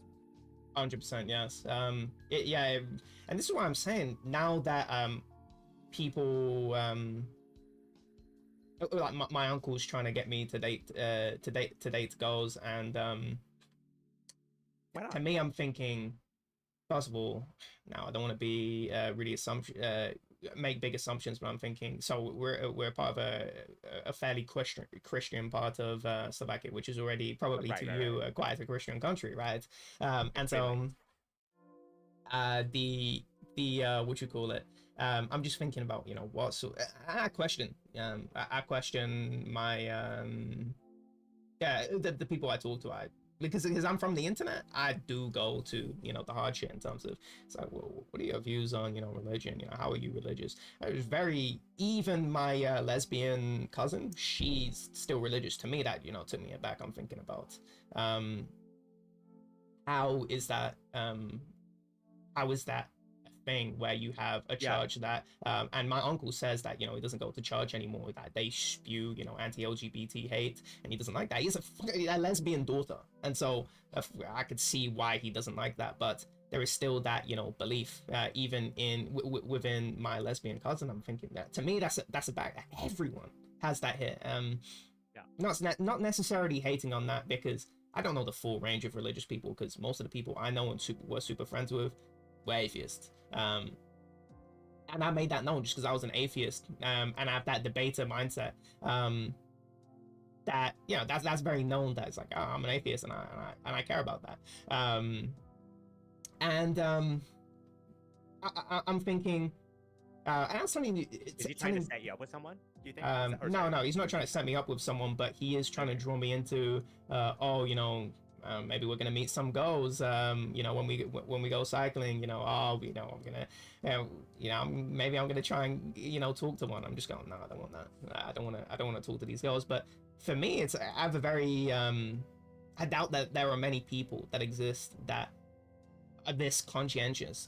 I hate to say that. It's like, I'm the one that's thinking. It's conscientious, being super conscious of, you know, or super aware of just things, because that's, hold on, I need to define this word because I hear it used a lot and I use it. But, That's good to define it too. Actually, I definitely, I have a sense of what it is, but no like dictionary understanding. Oh, okay. So relating, so the first one is wishing to do one's work or duty thoroughly. Definitely not. This is the Google definition. It's definitely not one. It's relating to a person's conscience. What I'm trying to say is that I'm super conscious of and cognizant of the particular part of, you know, regular society, because I'm not a part of regular society. I'm from a different nation. And so I question these these particular things heavy, where I go, oh yeah, no, drinking culture is really negative. I don't like the culture around, I'm very much, now I'm not as close to Trickies as I was before, but I was definitely, Trickies is like, we don't drink coffee. I don't drink coffee either. Super raw, where we don't do drugs in terms of, but it's from a very self-reliance in terms of, I don't, you know, for me, for the longest time, I'm not wearing glasses, no contacts, because I rely on myself. I don't want any reliance on anything. I'm super mono like that. And so when I see, people use, you know, people drink to have fun. To me, I'm looking down and it's like, wow, I'm having crazy fun without, you know, engaging in all this alcohol. Like, you guys are crazy for engaging in this and creating a culture around this, because it's fucking, for me, when I'm hearing about the mind, and Richard has never drank a drop of alcohol, Richard Sapolsky, and I'm going big up, and he's super, I think that's what he said. I don't know if he was saying that in seriousness, but he said that. I'm going, yeah, somebody that knows this much about the mind would be particularly, especially when you're doing such a conscientious field, when you're in such a conscientious, well, not even field, but just you're an academic. Of course, that's going to be quite demanding on your mind. You don't want to lose your fucking mind. That is one of the most important things to you. That's the only thing you fucking have. Yes. Also, why I'm super interested in the dementia stuff. Let me tell you, hearing about what happens to people like me when they fucking start being unable to put stuff together.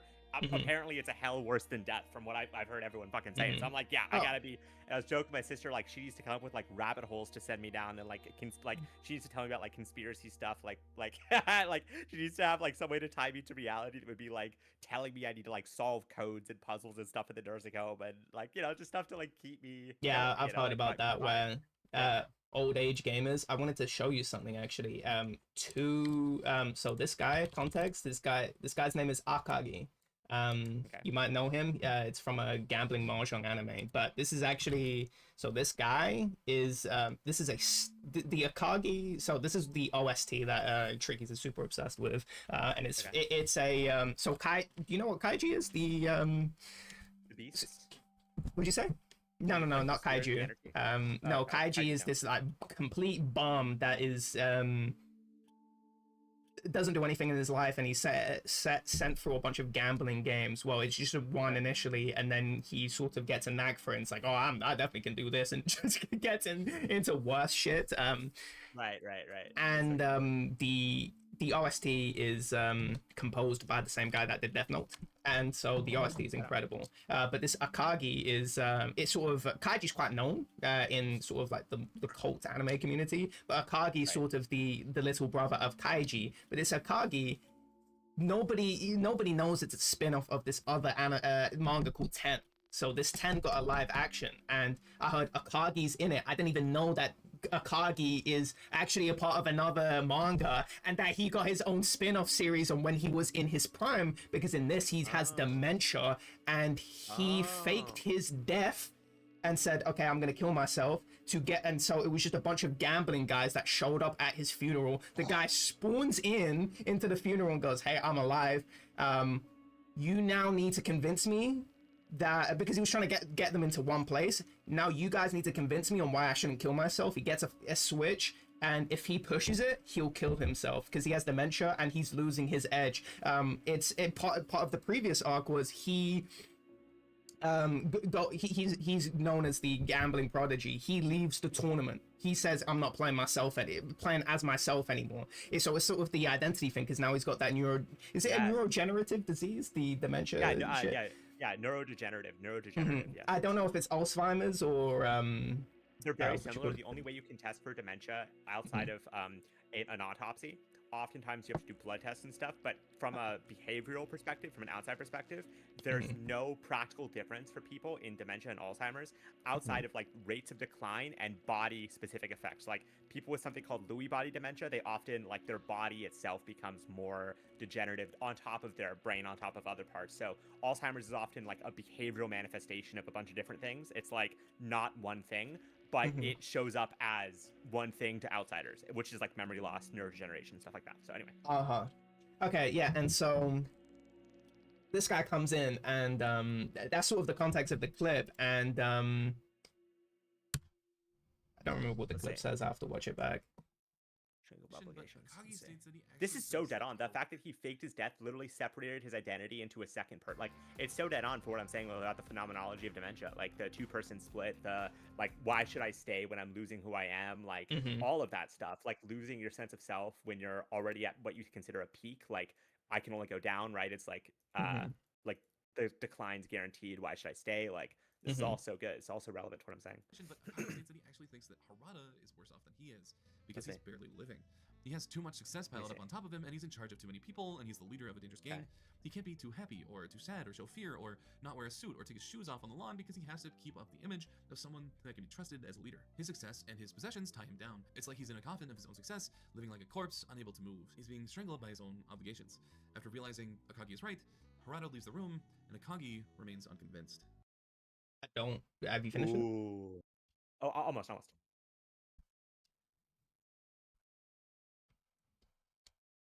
I'm gonna take a piss, by the way. Okay. He remains unconvinced.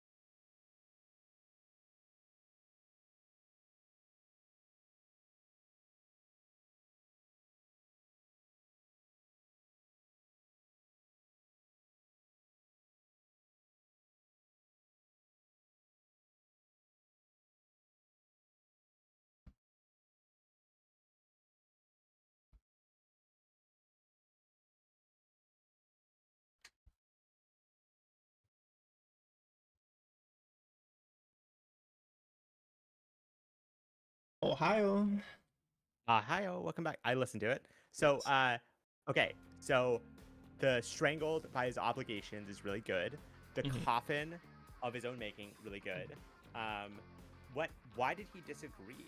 I don't. No, no. Akagi's the one that's saying all of that. And he's disagreeing with. So it's cut off. Yeah, the orange hair guy's saying. I don't remember what he said. You probably have to go back on it. But so the clip was only meant for the strangled by his obligations in terms of. Gotcha. That I completely agree with that. Yes, where in terms of the whole materialist, I guess, culture that we live in, is that we see, financial success as freedom, but really it's if you have friends of that same social class, there are certain expectations, and those limit you. That's not freedom. That's not what it means to be free. That's bullshit. That's fugazi. And so I have to point that out in terms of what triggered this is this one girl, Cambridge graduate, and she makes I think I was telling you about this. It was the you know, what are the top 1% girlies? You know, how do you stay like the top 1% girlies? And there is no definition of what a top 1%er is, and it's this material.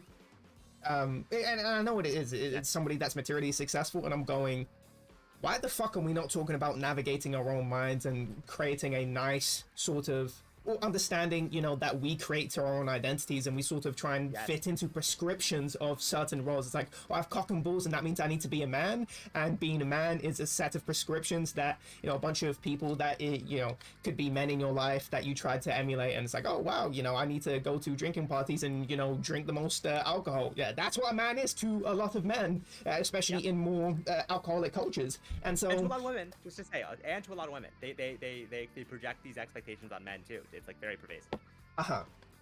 And so these oh yeah, and that's my critique with wow, dating looks like it sucks, because the prescriptions that people will put onto themselves and to other people in terms of identity and how you should act, fuck that. Nah, I can't.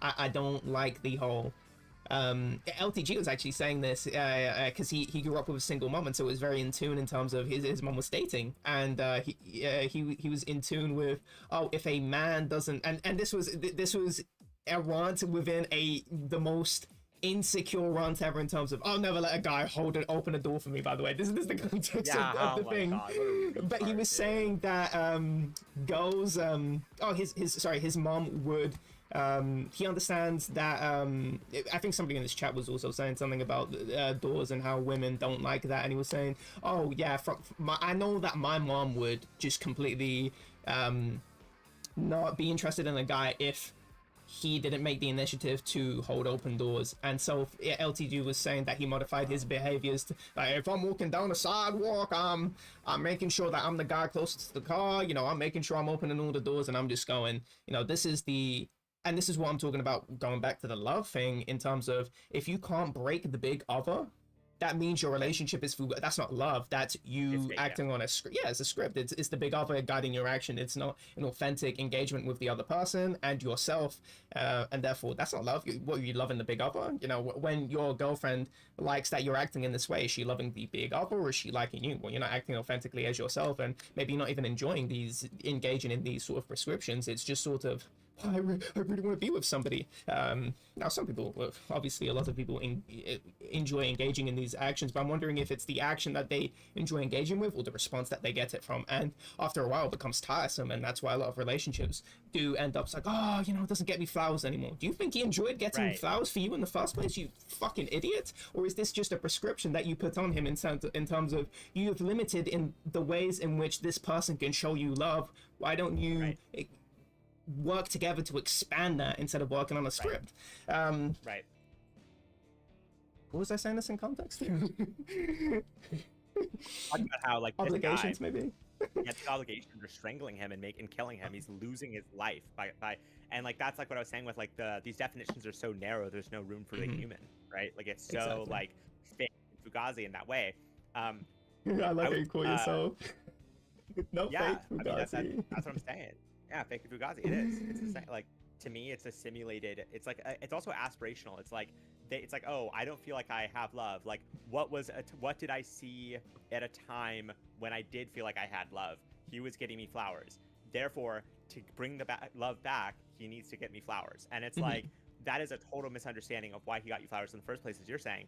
But also, if he was to give you flowers, it actually wouldn't fulfill the same thing, because now the context has changed, whether you like it or not. And now the way you have to navigate and create love is different and changed. And you can either be mature about that, or pretend that now the love is no longer the same. It'll never be the same. We should just stop, right? Like, you can either crash out and fail, or you can actually work to change it, I think. But you see what I mean? Where dating seems so...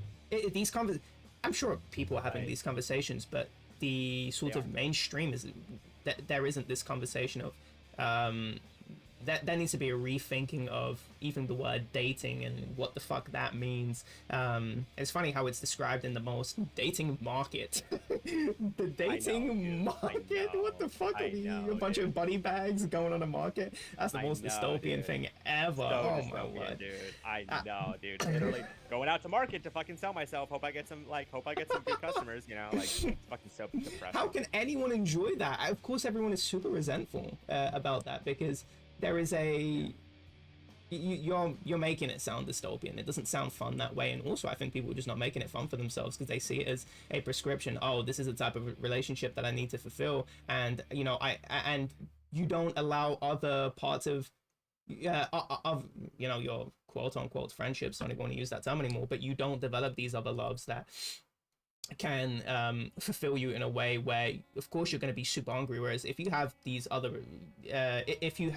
other loves that are being fulfilled, then you're not so hungry anymore for that relationship. And so it isn't about settling, it isn't about all this shit. It's more about somebody that's compatible with me and authentic, and if not, I have these other loves that are being fulfilled, and not worried about I saw this one video. Oh my god, it was so good. It was that one philosophy channel that I linked you where I'm thinking where I found Jung from, and the Jung one.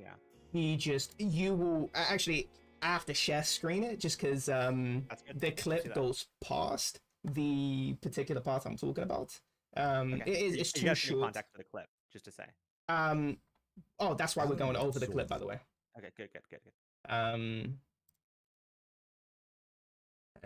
Also, there's a book that is called Civilization and Manners by Norbert Elias. And I think in general, you'd be fascinated about this, but in the past, the belief was that the civilizational process involved creating manners. Like, it's about this idea and like, Norbert, look, the theory of Norbert Elias down there. I just want to have the tab saved so I can look into it later. Right. So just to think about that, that's like the creation of the big other. The manners, think about that. It's like, think about all the stories of manners you've been found. It's like this, this stultified royal society, and this outsider comes in that doesn't really get the manners, and then the female who's repressed by the social structure looks at this guy who's authentic and not fucking with the well, you have to do this and then this and that, and the woman's like, well, no, this guy's free, I'm attracted to that, and then the family are like, no, you're ruining my daughter's chance to be in a proper relationship, and he doesn't come in, he doesn't wipe his shoes when he comes, he wipes his shoes when he comes in, but he doesn't bring the proper amount of gifts given the father's class, and it's seen as an insult. But again, it's just schizophrenic because all these people are reading into someone else their own conception of how things should be and failing to take seriously this person's different and that's actually good. And the only person who gets that is the woman who's being oppressed by the social class system. And so much of manners and freedom and the big other, it's all tied together to the creation of civilization. It's really, really interesting and important. So shout out to that. But yeah, I want to see this Jung video. This Jung with brutal clarity done to human existence. Oh, shout out Alan Watts. Alan Watts saw this with brutal clarity. We have turned life into an industrial project, timed, full of mandatory stages. And if you don't keep up with this pace, you are seen as defective, a deviation, a failure. From an early age, we are taught that the value of a life lies in the milestones it collects: the diploma, the job, the marriage, the home ownership, the children, retirement. Each of these achievements is treated as a mandatory station you need to reach, and within a specific time frame. And the longer it takes you to reach these stations, the more shame you feel. Because it's not just about what you're living, it's about how you are being evaluated by others. By your family, your colleagues, even by strangers who only know you through your social media posts. But what if this schedule is an artificial construct? What if it is a trap? Watts invites us to observe that this linear progress mentality is an illusion inherited from an industrial era where everything needed to be measurable, predictable, and efficient. We applied this logic to machines, then to companies, and now to ourselves. We have become managers of our own time, demanding from ourselves emotional productivity, financial success, and behavioral stability as if we were walking spreadsheets. You are not a cog. You are not a product. And your life should not be measured by efficiency metrics. The pain you feel for being behind is a direct result of this perverse logic. But here's what no one has told you. Maybe you are not behind. Maybe you are exactly on time in your unique journey. But you are measuring yourself with a ruler that was not made for you. And as long as you keep trying to fit into this mold, you will continue to feel broken. Or made by Have other you ever humans, stopped to think about why society fears those who step off this script? Because people who do not follow the assembly line are dangerous. They question. Yes. They live authentically. They remind others that life can be more than hitting targets and following deadlines. And that is frightening. Watts did not say this as a naive poet. He saw the root of human suffering precisely in this desperate attempt to achieve an illusory security. He wrote, "This insecurity is the result of trying to be secure." The more you try to fit into an artificial system, the further you distance yourself from your essence. The more you chase social approval, the more you disconnect from your truth. And here's the paradox. You only find peace when you stop searching for it in the wrong places. You only find meaning when you stop trying to meet expectations that were never yours. But then, if life is not this race for goals and achievements, what is it? What is the natural rhythm of existence? And how does Alan Watts invite us to see life in a completely different way? Not as a journey with a destination, but as something much more powerful. This is what we will explore in the next part. In the next part, yeah. Bang it. Bang it, Mhm. dude. Well, I mean, Mhm. you know, just to say, Alan Watts, big in my life, early, you know, big time. Okay, I have no idea who he is. I've only just heard the name. I had no idea he was a poet until I. You fuck with him so much. You fuck with him so much. He was this like British, I think like very borderline aristocrat, but at least like highly academic person who just went off to do, you know, at first kind of from an Eastern mysticism, colonialist mindset, like go and find the, you know, the truth where the Orientals, you know, kind of. But then it's like, oh, he actually started really absorbing and contemplating the Buddhist and Hindu philosophies of life and kind of the nature of pain and suffering and the endless cycles and paths and choices and things. And he basically, by going back and forth between these two cultures and coming back to the English speaking world, he brought with him like an incredible amount of advice that I think most people would benefit from hearing. I would listen to his lectures and stuff while I would play zombies.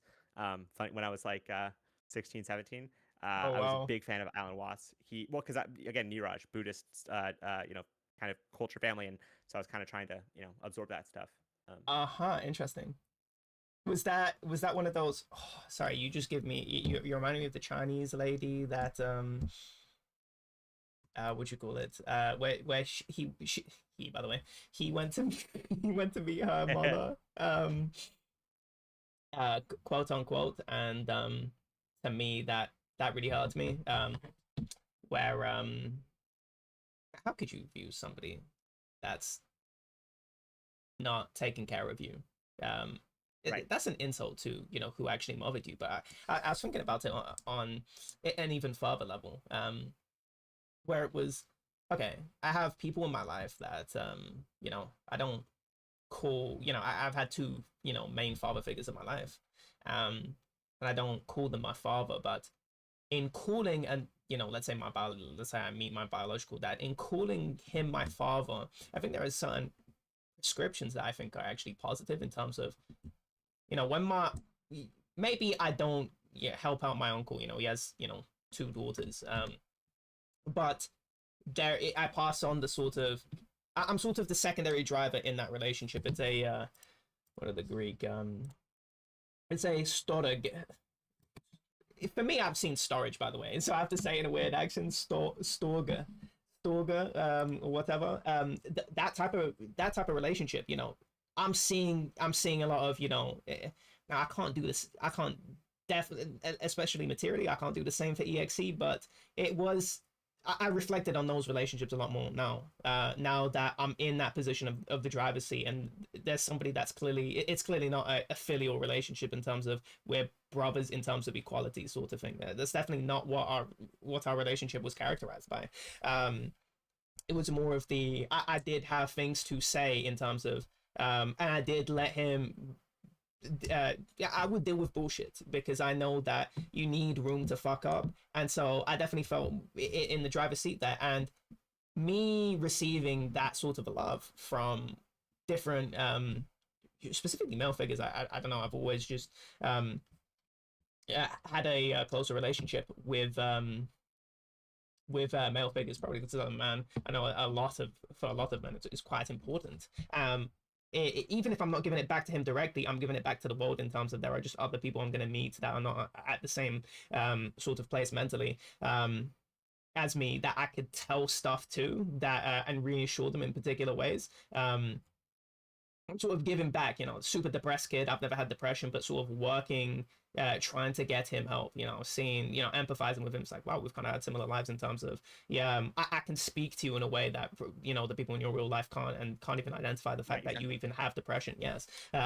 Giving that back, even it's not giving it back to my uncle, my other father figures, but going back to the whole father figures thing, right? Imagine if, if, let's say my mom's ex's daughter died and he's like super fucking old and crusty, and I have the ability to sort of chip in and go, it's like, let me come and visit you, like nobody's even visiting you. He's Malaysian, so it's a lot of his family live in Malaysia, and so he doesn't get to see his brother, he doesn't get to see his father. His mother lives here over here, but she's quite old, she's 70 now. And so for me, a father is, me going back to him and then going, okay, now you're old, let me go and take care of you, in, ways that I can. And calling somebody else a father, that sort of invalidates that, because you're sort of adding that prescription in terms of, oh, these are, when they get older, you sort of take care of these people. Why would I give something to my biological father when he didn't take care of me? Yeah. What the Zero. fuck? There's no reason to. That's crazy. But by saying father, even invoking that word, I'm sort of adding that prescription to that relationship. Yeah, the obligation. No. Yes, exactly. And that is no, not watching an ad. Not watching an ad. That's to me, that's, you have to be on a, especially to the let me just end the rant in terms of, imagine how the parents are feeling, where I think in some space, I think a lot of people, especially if they're super cocked, they're gonna go, oh, biological, it's really important, but it's not fucking important, because I'm on that level of, I existed in where I've had different father figures, two different father figures. I've rotated between those two, and I've lived where I don't have my biological father, and I don't even fucking wonder about him. So I'm thinking that's a super societal thing in terms of you wondering about who your parents are. Probably a bunch of insults, probably a bunch of, you're probably projecting a particular type of yourself, a portion of yourself onto media that you see, families in, and you feel as though you're missing something, and so you're trying to find that. For me, I never felt that way at all. I always felt that, I don't need to replicate the love that I see in media. I have my own love, and that's fulfilling for me, and so I don't need to chase things that I don't have, because that's bullshit. That's fugazi. That doesn't make any sense to me. And also, this is actually relating this. So this one clip, holy fuck, this one clip really triggered me. It's sort of related. It's really bothered by how I didn't have my mom's nose. My grandma was showing me old photos of my mom, and I was really confused why I didn't look exactly like her. And my grandma was like, oh, you'll grow into your nose, don't worry. My mom never got a nose job, and I didn't end up getting her nose, but I just think that for a lot of children, there's some comfort in seeing yourself in your parents. I had no perception of what like a beautiful nose was supposed to look like. I just knew that I found my mom beautiful and I wanted to look like her. I think many of us still have that, and I see it all the time when people share photos of their parents. And whether or not our parents are objectively beautiful, I think if we love who they are, they look beautiful to us. So I think it is sad if kids are no longer able to see themselves reflected in their parents, especially when they're still young and learning to understand the world and what beauty means and what, actually matters.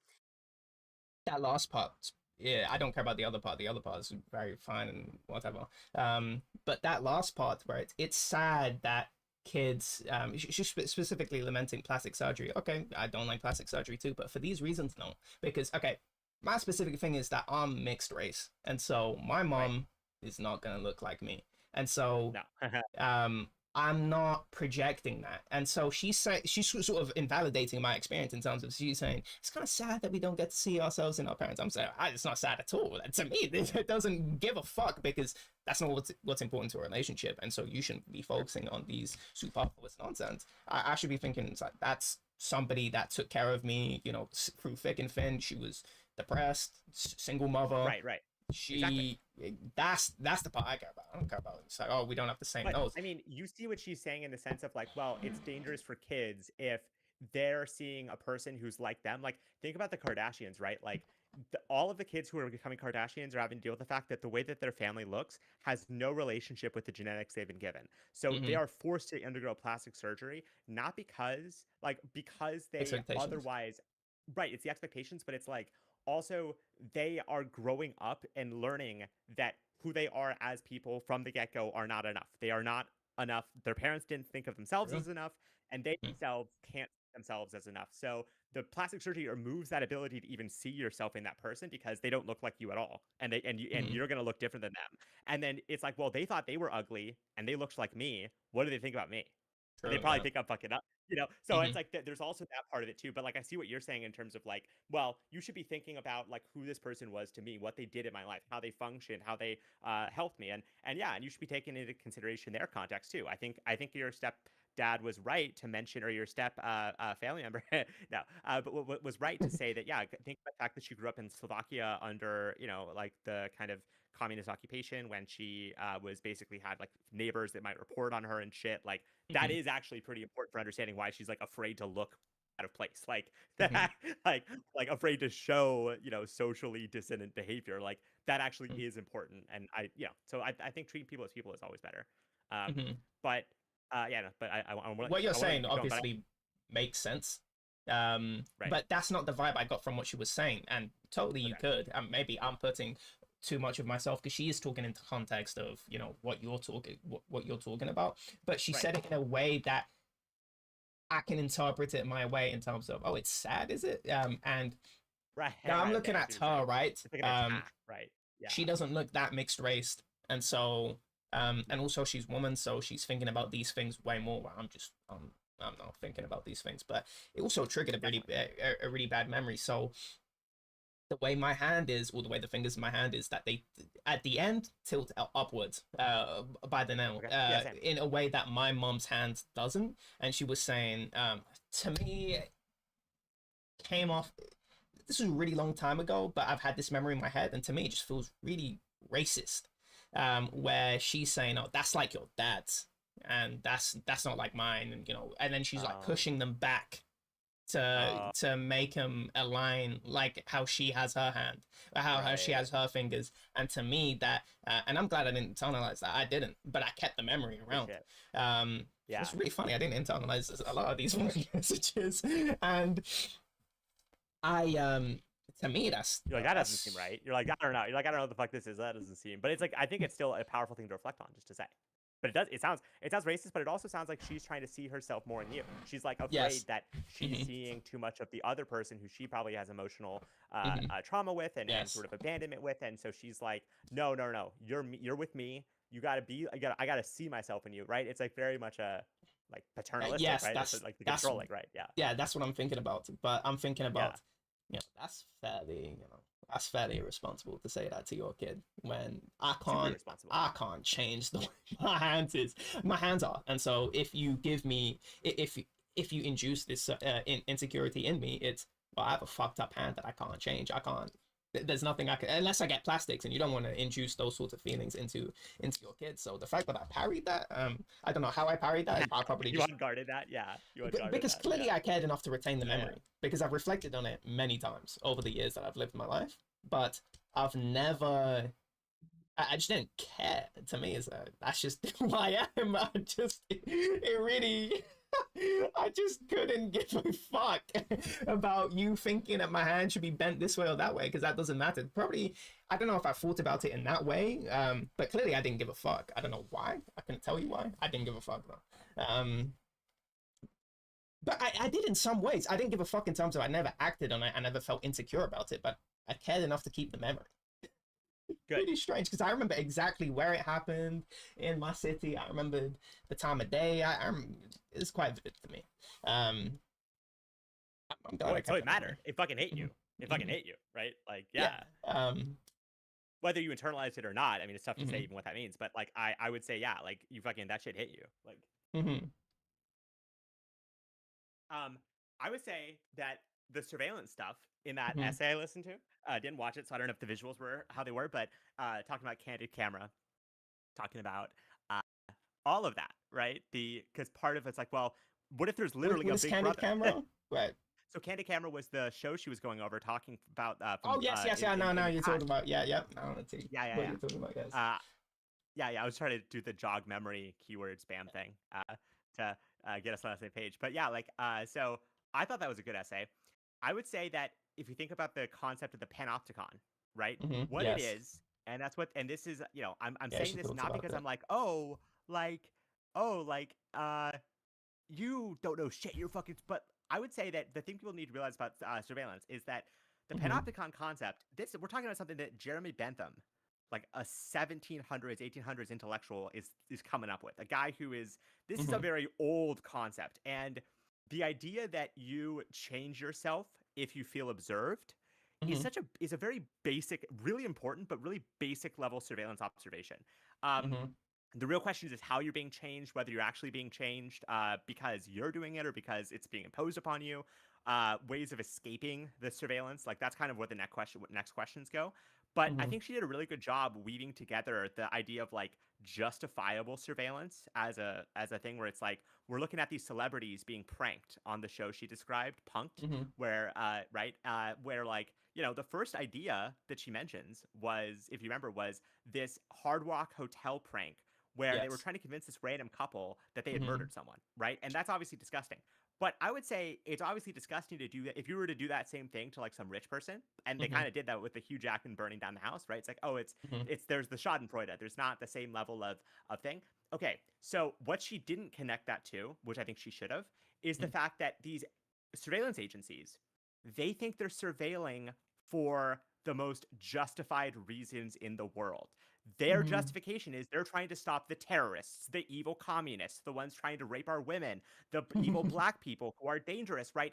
The whole game is about creating a justifiable surveillance narrative. She was kind of, I think, a little too focused, and I think this is the problem with pop culture discussions of surveillance on individual manners. When is it okay to film? When is it not okay to film?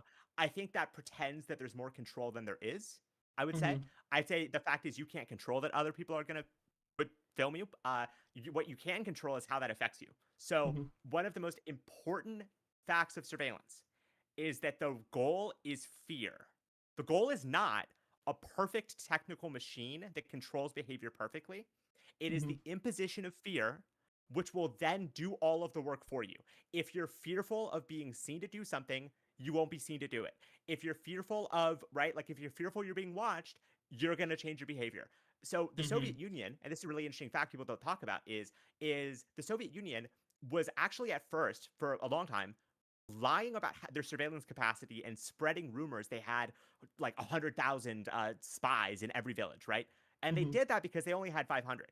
And you can't actually, with 500, watch a society like a massive city of like, hundreds of thousands of people. You can't do that with 500 people. So what you need to do is you need to convince these 500,000 people that there's actually way more, you're being watched way more than you are. And then that's the goal, is to control their behavior from that. So, okay, if she's making a video about how, oh, we're being recorded all the time, it's like fucking with us. Like the guy's asking a question in the classroom and it's leading to him getting cyberbullied. And people are like, oh, this guy's performative. He's asking a stupid question. There's no fucking, like that's not relevant. Like I'm a fucking physics PhD and this undergrad is asking a stupid question, right? She's making the right points, which is that you are, and I'm going off my memory, so maybe I get some stuff wrong to say. It was a couple days ago too. But she's like, maybe, she's making the point that like, yeah, this is bad. Like a person, maybe he was being performative, but he shouldn't be cyberbullied for that, right? Obviously. But okay, let's say you're that guy and you're in that position. The only thing you can control in that point is to realize the people doing this, they don't give a fuck about you. You're not actually going to benefit from engaging with these people. And further, their opinion of you doesn't matter because the person who asks the questions is the person who learns the most. And I realized that shit watching my friend Blake, who was fucking a jock, like, but I mean, he's so much more than this, right? But from the outside, he's just like a jock, like water polo guy, like a super physically fit. He played every sport. He's just really successful. And then when he's going in the classroom, he's doing the same shit he did as an athlete, which is like, hey, I don't get this. What's going on here? Like if he's trying to play baseball and he's trying to be taught how to bat, like he's not thinking, oh, I gotta look like I already know what I'm doing. He's asking the coach every question that comes to his mind, like, is this like the right amount of choke up? Like, when should I be swinging? Like, what should I be looking for, right? And so he applies that same concept to it's like a gamer mindset. Like, he's also really good at games. He's applying that same mindset to classrooms where he's always the guy asking the questions. And people will be like, oh, this guy's a retard. He doesn't even know this, right? Guess what? He's getting top marks on every test because he actually understands what's going on. And he would always laugh at people because they would be like, oh, well, Blake, why are you always asking questions? Because he would say, listen, other people tell me, like, you're laughing at me for asking questions. Other people come to me and say, thank you for asking the question. I wanted to know that too. I didn't know. right? So I think that right, like, and so you feel like, wait a minute, I'm like the only one with gumption. I'm the only one with the actual courage to ask the question that other people are thinking. Wait a minute, I'm in this class because I'm also at the same intellectual level as other people, right? Just because they're not asking questions doesn't mean they get it totally. It means they're pretending to know, which is going to hurt them in the long run, right? So that guy asking that cool question that people thought was performative and dumb, like the best thing for him isn't to be like, hey guys, it really hurts me when you know, like whatever. Of course he might do that, right? And the best thing for her isn't to be like, oh, like it's bad to film people and bad to make fun of people, because I mean, sorry, like your whole point of this video is you're talking about Candid Camera being an international runaway success back in the radio era. And yeah, guess what? Fucking privacy and filming and stuff, like the original privacy legislation was celebrities and rich people being pissed that their pictures were being taken of them without their consent. That was the original conception of privacy. That's where it all comes from. So it's all we've always been fascinated. Another thing, it's not just our society. If you go and look at it from anthropologically, there's societies, like there's this really interesting society where basically they're in like this almost bamboo forest, and so there really isn't everyone's listening to everyone all the time. Like you have these sections that are more yours, but there's no sound barriers between things. So if someone's fucking, or if they're not fucking, the whole village knows. If someone's arguing or they're not arguing, the whole village knows. There's secret areas you can go that are like by these rivers that kind of mask the sound and kind of provide this like ambiance, but everybody is listening to everyone all the time, just naturally, because that's what humans do. So instead of moralizing and pretending we're just going to give up our phones and we're going to be like not filming other people, maybe talk about how you can deal with it and not let the fear stop you from living life, not let the fear stop you from growing and getting bigger. Like this, like sometimes when Damien does, because he doesn't like a lot of my surveillance research stuff, but sometimes what he'll do is he'll try to be like, oh, say hi to the CIA, say hi to the NSA and stuff like that. And part of what's going on here is he's trying to affirm to me that, you know, he's afraid of these organizations, these institutions that I study a lot. But the reality is that first, it comes from a non-understanding of what these things do. They don't spend all day going after people who like look up like files they've declassified. They're concerned with like Chinese and North Korean threat actors who are like using shell companies to like try to get like consultant services to try, you know what I mean? Like if you actually understand what these things do, these organizations do, you shouldn't be afraid of them in that way. Long term, definitely be afraid of them. From a social sense, from a political sense, definitely they're dangerous. But from a personal sense, if you think of them as dangerous, it stops you from knowing about them, which is far more dangerous, because if you don't know about them, you can't protect yourself, right? So the goal of surveillance is fear. It's about making you not really know how much you're being surveilled. And I think that she failed in her video mainly because she didn't give people the tools to think through how they could deal with being surveilled. She pretended it's a new thing when it's not. And in fact, it's a constant thing, which she should realize because she's quoting fucking Jeremy Bentham from the 1700s. Do you know what I mean? Like she didn't put that shit together. Obviously should have put that together. And the reality is we're always listening to people. That's just how it is. People love to listen to others when they don't know they're there, right? This is just it's like you feel like you're getting the honest perspective.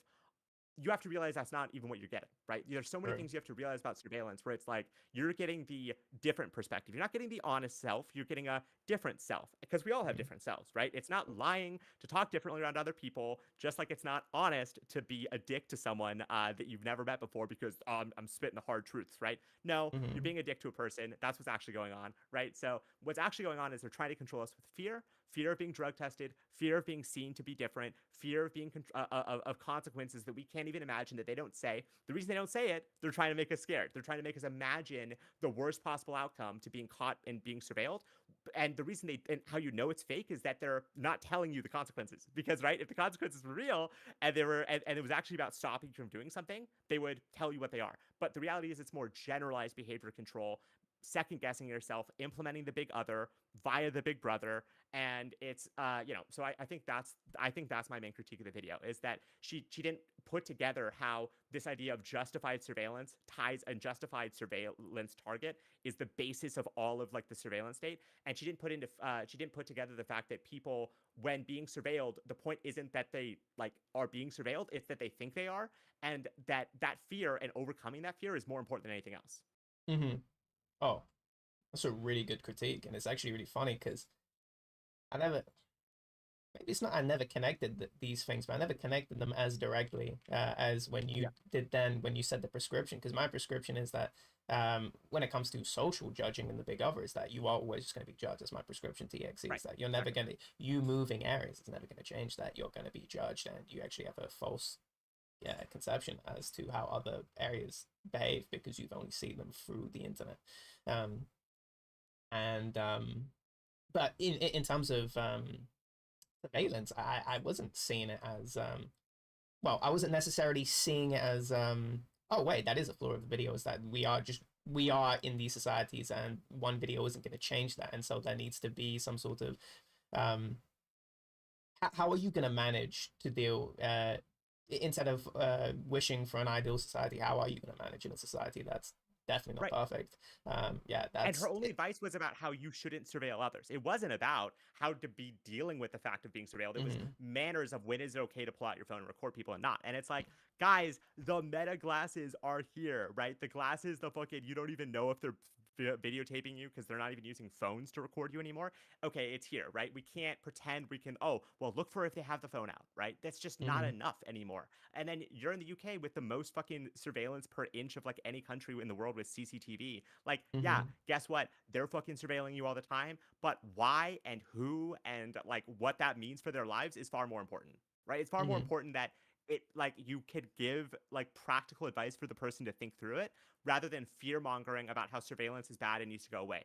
That ship sailed. I'm sorry, that ship sailed, and we can't pretend otherwise. We can't pretend that this shit is gonna go back to a different world where we all have privacy. That's been a fake concept since the beginning of time. It has been a plea to not be observed when all humans do is observe and make meaning. It's a plea to have yourself be invisible in a world of transparency. And I think it's a failure in that sense. But I will say, in general, people don't talk enough about surveillance. It's not a problem of that she's talking. It's a problem that she's not talking enough about it, not thinking enough about it. Because I think if she did, she'd see these things. I think it would come out, you know. But it's like she has a rough draft and she's making a video, so then she's like not like going beyond that, I would say.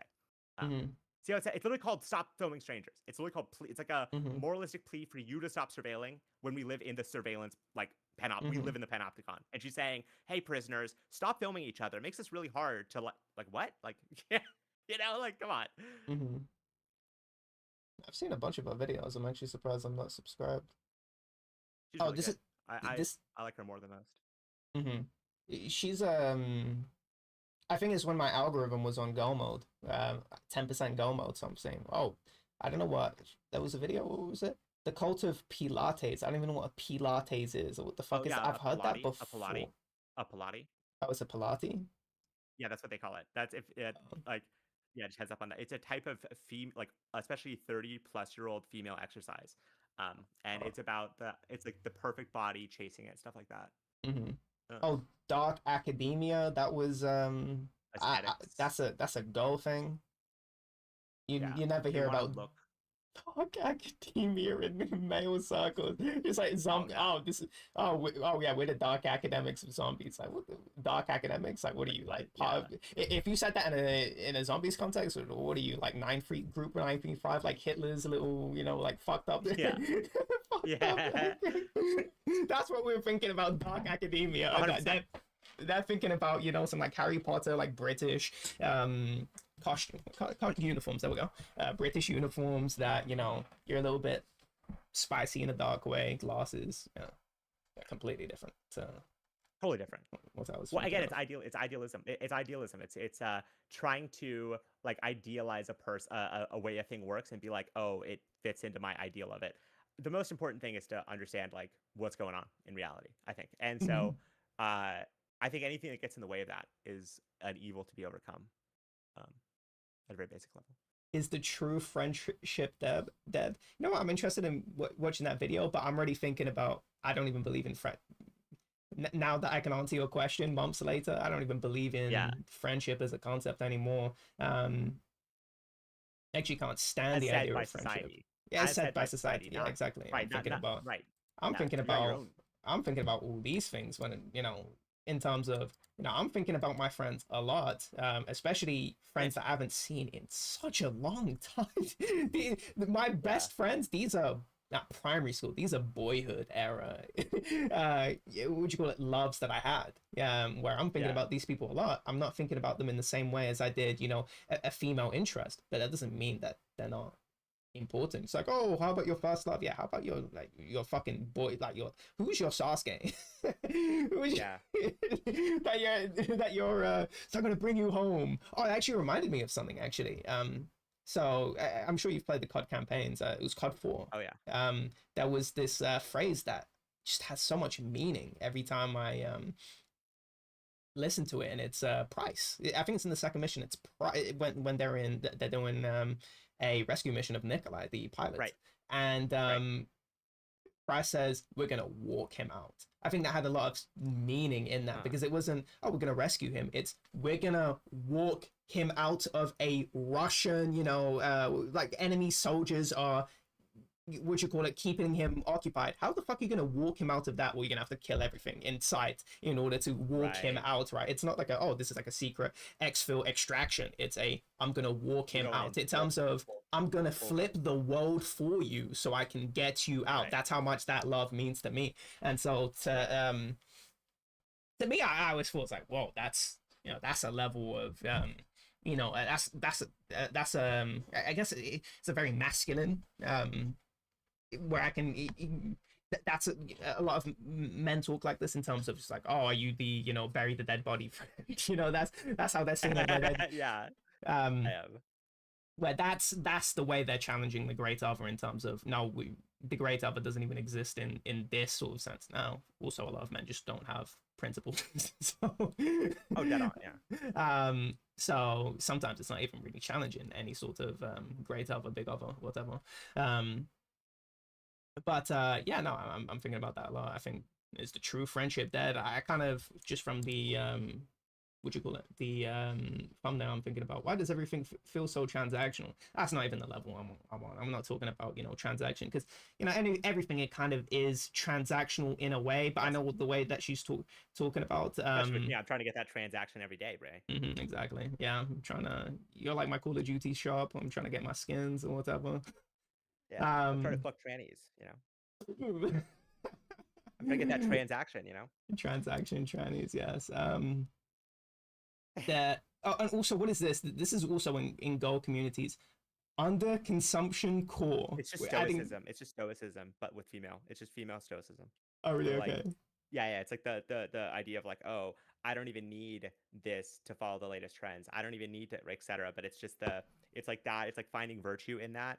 And she's probably going to critique how like it's still a type of consumption that is in essence not consistent with what it claims to do. That's usually the but probably isn't in ways, but it's probably way better, I would say.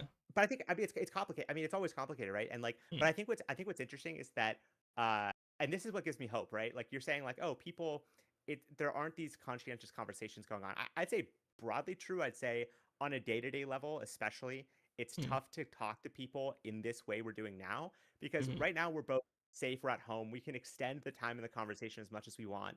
That's just not the case IRL. So you can't see that in people. But I think the fact these videos, like, look how many views these are getting, right? People have thought of this stuff. They want to engage with this stuff. And what she is this YouTuber archetype I call the smart friend archetype. So she's you said that with the Ashley Embers, or I can't remember. I had to look up her name. That's fine. She's another one. Like, the smart friend. It's like, oh, I'm also curious about like how reading is changing as people view it as a trend. Like I'm seeing, I'm on Instagram, I'm seeing a lot of girls reading now, and I'm like, what's going on with that? Like, and I got recommended a video called Book Talk and the Hot Girlification of Reading, right? Anything that's called ification is how it's going to be chronocentric. It's not going to be a examination of the past. So yeah, look up chronocentrism. You'll love it. But it's basically about prioritizing the moment that you're in and being unaware of the past, basically. Fucking AI overview, fuck off. Yeah, it's the assumption that certain time periods are better, more important, more significant frame of reference than other time periods, either past or future. But the way that this definition fails is that, no, this is the opposite, right? This is the idea that our world is like worse and has changed, and it's TikTok, right? It's Mm-hmm. still chronocentrism because you're assuming that the change that has been made is the TikTok, when in reality, it's just the society is manifesting itself differently, but Mm-hmm. not differently underlying. Like the tech is different, but the underlying mechanisms aren't.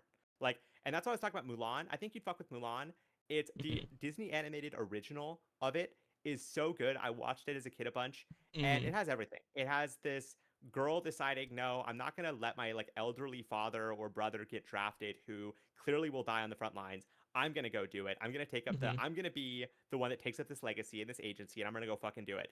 Then there's this element of matchmaking where she meets this matchmaker in the village, and she's Mm-hmm. trying to set her up with people that like aren't people that she likes or people that she cares about or that she respects as individuals. And she's like, fuck this. And let me tell you, I'm like, the people on Tinder, the people on these dating apps, they needed to watch Mulan. Let me tell you, they needed to watch Mulan or at least pay attention a little more to what that fucking shit's about because it's really like straightforward. Where it's like you can't trust other people to tell you who to love. You just can't. And Mm-hmm. like it's fascinating too because there's a whole gay thing too where and it gets solved because she ends up being a woman. But like Mm-hmm. the commander like falls in love with her and is like questioning himself because he's like, but I'm a guy. This is gay. Like I Oh don't want wow. to fall in love with this person. But then he Mm-hmm. realizes she's a woman, and so it kind of all works out. But it Mm-hmm. raises really interesting questions at first of like, wait, but like he loves her and sees her as like a very important figure, and then also she's having to overcome the gender stereotypes of like she actually isn't as strong. She actually isn't able to carry as much weight natively as like her drunk friends who are just able to fucking truck any amount of stuff around because they're built like little like barrels. They're built stout like little barrels. She's frail. She's like Mm-hmm. skinnier, so she doesn't have the physical mass to carry around. So there's so many good elements of it. But Mm-hmm. yeah, I think that people often need the smart friend. I think to introduce them to things, especially if they're not uh, like accustomed to the landscape. And I have a concept I call the Sherpa. So like if you think of What does that mean? a Sherpa is a guide who is usually in the mountains who helps you pass treacherous terrain.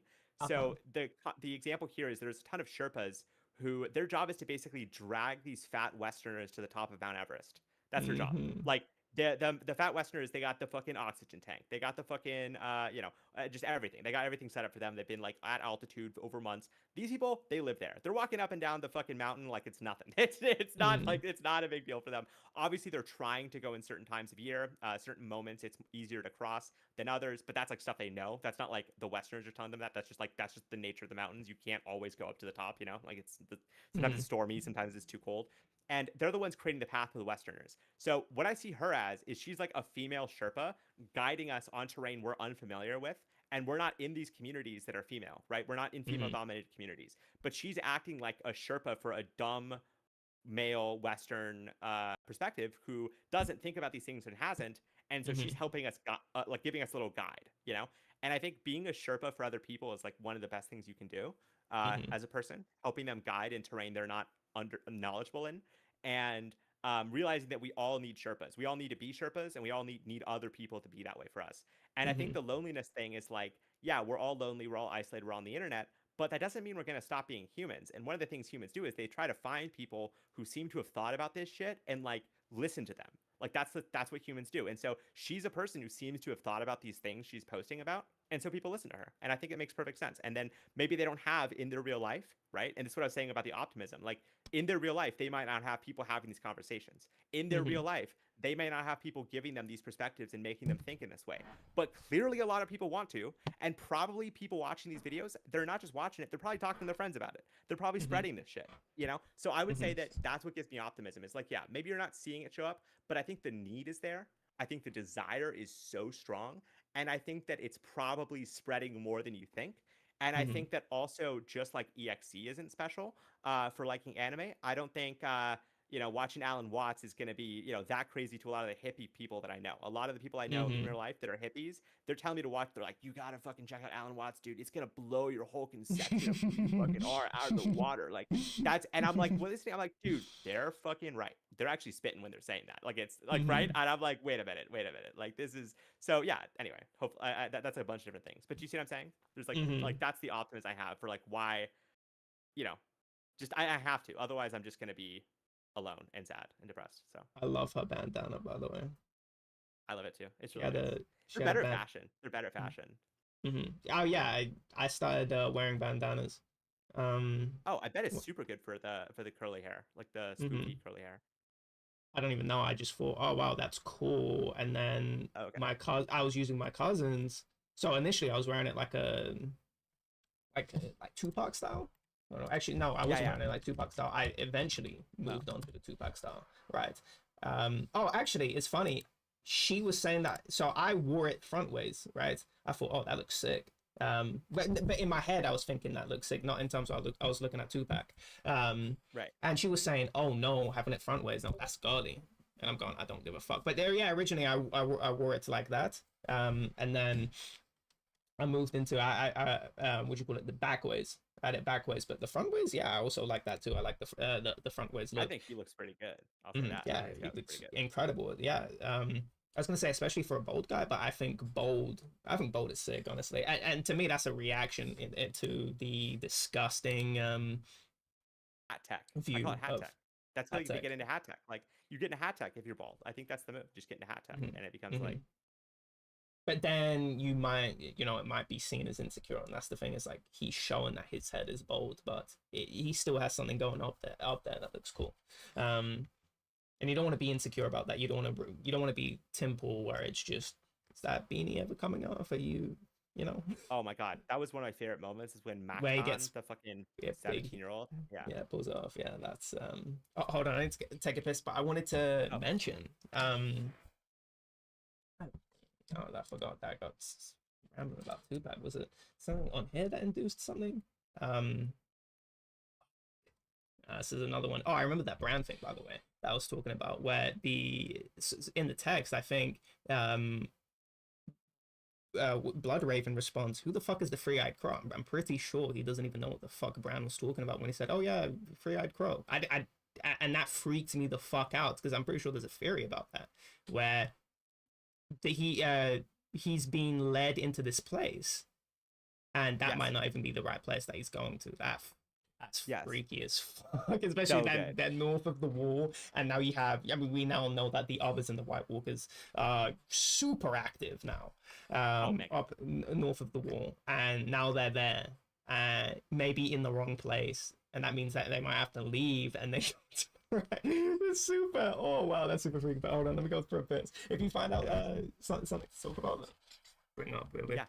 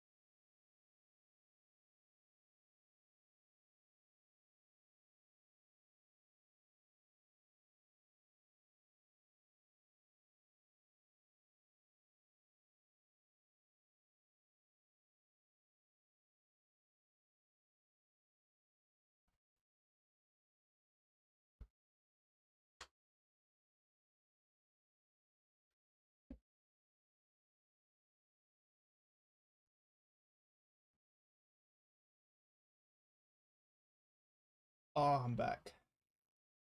Welcome back. Fuck. So good relief. I drink a lot, so that's how I'm for a while. Yeah. Valid, yeah. No, you're getting into alcohol. I understand. It happens. But yeah, no, I fuck with it so hard that you're this considerate of these things now. Like it's fucking sick. Like And it's not. I mean, you always were very thoughtful, but I'm seeing you really like consider so many different elements. One of the things I was thinking earlier is I would love to know how Japanese, like as a language, conceptualizes of love, and they're different in the same way the Greeks had like 8 different ways of describing love. I bet there's a lot of you know, I bet Chinese too has a lot of like really interesting words to describe love, I would assume.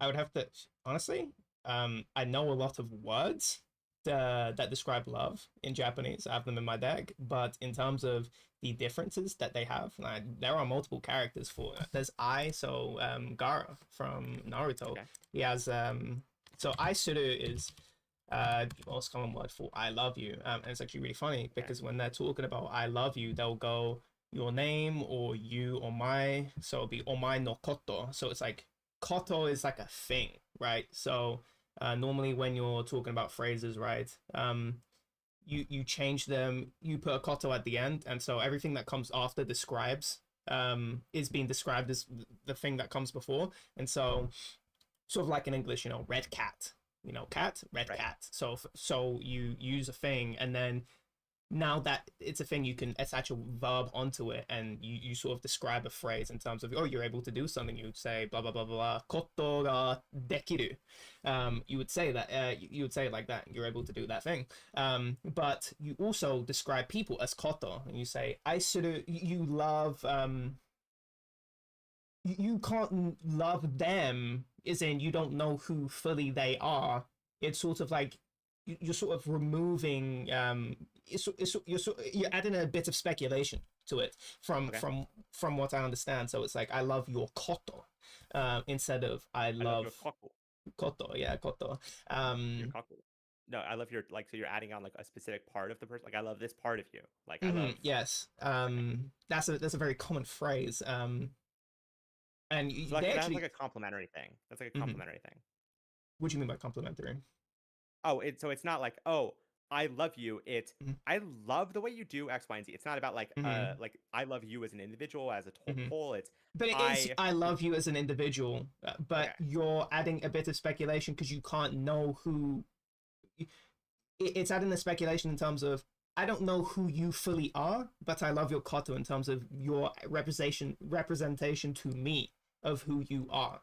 So and in Japanese, that's done a lot where you add mitai, so, which is, these are speculation where it's, you don't say the thing fully, and especially when you're describing somebody, so there are a bunch of verbs for, adjectives for something. You actually change them into verbs. You say garu instead of, all adjectives end in e, there are 2 types of adjectives, but true adjectives like kanashi, sad.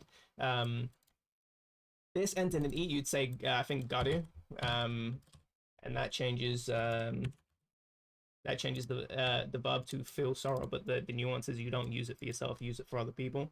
And so there's always this room of distance.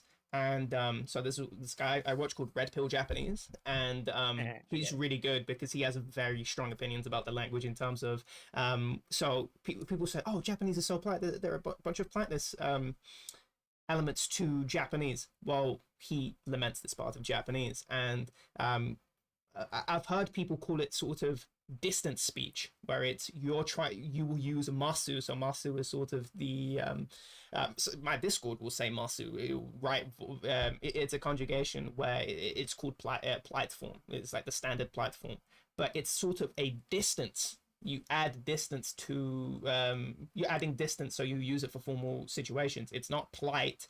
He describes it as you're adding distance between 2 people, and so you're not actually connecting on a level. And so people, he says, oh yeah, him and his friends, he will say they act in complete different personalities when they're even talking to this, because they're adding a distance between themselves, and so they're talking in a personality that's a lot more muted because you have that distance. Whereas when they talk a more casual Japanese that's more common for speaking, they're super themselves. And so it's not really, I'm sort of getting tracked onto a different thing in terms of the speculation that exists, but I do see in love in terms of I love your koto. It's a bunch of speculation. They add all these things sort of distance, which is really interesting, because that does affect love in terms of you're adding distancing language into the way you describe things, and that's it's built into the grammar.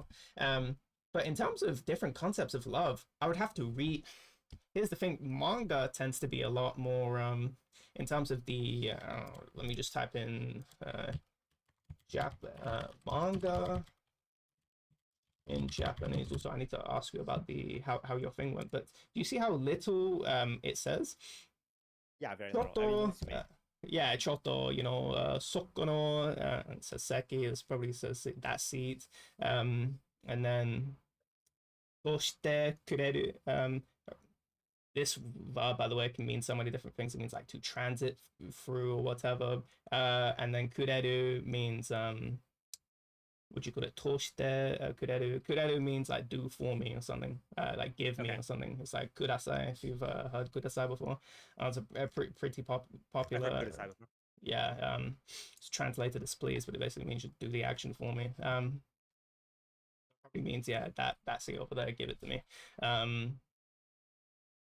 And you see how just small, just super, I'll bleach by the way, just super small. So you don't really get, when I'm reading manga, I'm not really, there are way more things here, but there's not a lot that you can write in this. And so I've been reading, hold on, let me, because I have two windows open. I've been really struggling to read this because this Japanese is like, they're using words that don't even, some of these words are not even appearing. So basically this, you can you see this? It's anime, drama. Yeah. So this goes up to 100,000, 33K. Yeah, you need to know these words. I'd say 33K. You definitely, at my level of what I'm reading, you definitely need to know these to be able to read. Okay. But there are some concepts where I'm just, like, what the fuck? This is not even appearing. It's not even giving me an English translation for Nenryo. And it says this is not even appearing in the anime drama frequency. And so they're talking about hikikomori here. Oh, that's actually what I wanted to talk about in terms of the way that's talked about. I'm very suspicious of the conversations that are happening, but good. So I'm trying to read, and this character looks like Sun. I'll pull up Sun for you here. It looks very similar to this. So me seeing this for the first time, I'm going, what the fuck is this? These look super similar. This could just be like a handwriting error, like fucked up font or something. And so I'm seeing so many words for the first time. So it's really impeding my ability to read these complex texts. And they're talking about ideas in terms of that words I don't even know in English. Right. And so I'm thinking, oh wow, this is the best thing to read because it's super. Things that touch my ego, I have to go, okay, I need to, it challenges me, it motivates me to understand what it's saying. And I use AI to go, okay, I know this about the sentence. Can you break the sentence? I don't do it by sentence. I don't want a full translation. It breaks it down in terms of grammatical, in terms of in the order that it said it in, because okay, got you. Japanese translations suck. It does. The myth of full convertibility into English, big problem. So I was talking about this Take Him guy. I remember you reacting to one of the things I said in Zoo, where it was the characters for Wife and Inside. Sorry, Wife and Inside. Sorry, it was. I remember what you're talking about though. It's like inside. It's kanai, which means inside the house. Hold on, let me see if I. Here we go. Kanai. Inside the home. House, and then my inside. My domestic slave. Life. Yes, crazy. By the way, that's super. I know, dude. That shit freaks me the fuck out. Yes. But also, actually, I really wanted to bring this up to you. So when you're reading manga, let's say for manga is all fantastical. So they'll make up a bunch of concepts for their world, and in English they'll just sort of use it's like, oh wow, this fire spell is called flare, or it's called whatever the fuck fire is in Latin or whatever, you know. And so you don't, it doesn't really create an image in your head if you don't, especially for more advanced spells that you don't even know, you know, you don't even know what the concept is. In Japanese, they actually just get a bunch of the Chinese characters, stick it together, and then because in Japanese you have and this is the unique thing. So in Chinese they do this too, but in Japanese there's actually a really unique thing here, is that you see, so it says kun and on the side here. That means they have those are the readings. Kun and on are the two types of readings that you can have. But look at this one character. Look how many readings it has, and these are standard readings. So these characters actually have way more readings, but these are just standard readings that exist. And the standard readings actually go past this because I can't see Kiji in here. Oh, no, it's a key. And so there's a tradition in Japanese where you can actually do a lot of wordplay by, there's an attractive man is called Ikemen, and trolls have used characters that make up this so ikemen, so this is internet slang. It means extremely ugly man, but it's pronounced ikemen, the same thing as good looking guy. It's ikemen, and they're using characters that don't mean attractive but mean bad things. And so you can do a wordplay like this in Japanese a lot, and you can attach you can use characters and sort of, why is this ad going on? Oh, this is not an ad. You can attach whatever sort of phrase you want to a word. So in English, so a lot of the time you would say concepts in Japanese in the same way, like in the Japanese version of the manga, in the Japanese jargon, they would be called the same thing. So this one game I'm playing through called Trails, in Japanese you also call them braces, but they have, in English you have no context to know what a bracer is. In Japanese you would see the characters that tell you what a bracer is, but you would read that character combination as bracer. And I thought, whoa, that's way more visual imagery and more imaginative. It evokes a lot more in the reader of a Japanese product than it does in English, because I remember in English I didn't know that bao meant, you know, blah blah blah, and mao meant bad or whatever, negative. I didn't know that as a kid. It's sort of that I was like, oh yeah, of course it means that, you know, a decade later. I didn't make these connections immediately. And so that's actually something very interesting about the Japanese language, nothing to do with love. I thought you might find that fairly interesting. Yeah, I do. On how they create words and how, because they have characters. You can see it. And like, whereas with Harry Potter, even if they're like referencing something in Latin, it's like Latin and Latin, and you know, it's like I have no fucking idea what any of those. Even if they're using references to like Latin words, like I'm not knowing what the words mean. I have no way of like acquiring that. But the fact they do, it's just there. That is so interesting. I could actually just wait. Japanese Harry Potter spell names. I wonder if I don't care about fucking visiting. Well, there isn't a list of Japanese. All the ways that.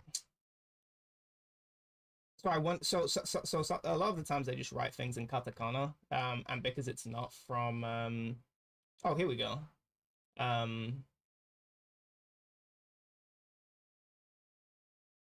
Some of these, so these in Chinese, there obviously there's no kana, and so you'd actually have to write things in Chinese characters. But in Japanese, what they will do is that they'll write, as you can see, that they'll take this and then they'll have furigana, which is it's an aid above the characters that will tell you how to read these characters. And so it would say, you know, let's say this means mirage. Sorry, I don't know what the fuck it means in regular English, but it would have that so let's say like Wingardium Leviosa would have like levitate. It would have the character for like levitate plus, you know, Maho magic, and it would just say, but they wouldn't say it like that. They would have the furigana on top that would say Wingardium Leviosa, and so they'll know, oh yeah, this is how I say these combinations. But the combinations tell you what the fuck the spell does, which is super fucking sick. I enjoy that. But do you have any opinions on sorry, I couldn't give you the specifics No, no. of love I want you to in think about it Japanese. though. I want you to think about it though, because I think Definitely in my mind. that will also be very revealing of the like society that you're interested in. And I also want to know, like, maybe they got some ones that I didn't even think of, or the Greeks didn't think. You know what I mean? Like, I assume there's different ways of thinking of it. And yeah, I bet.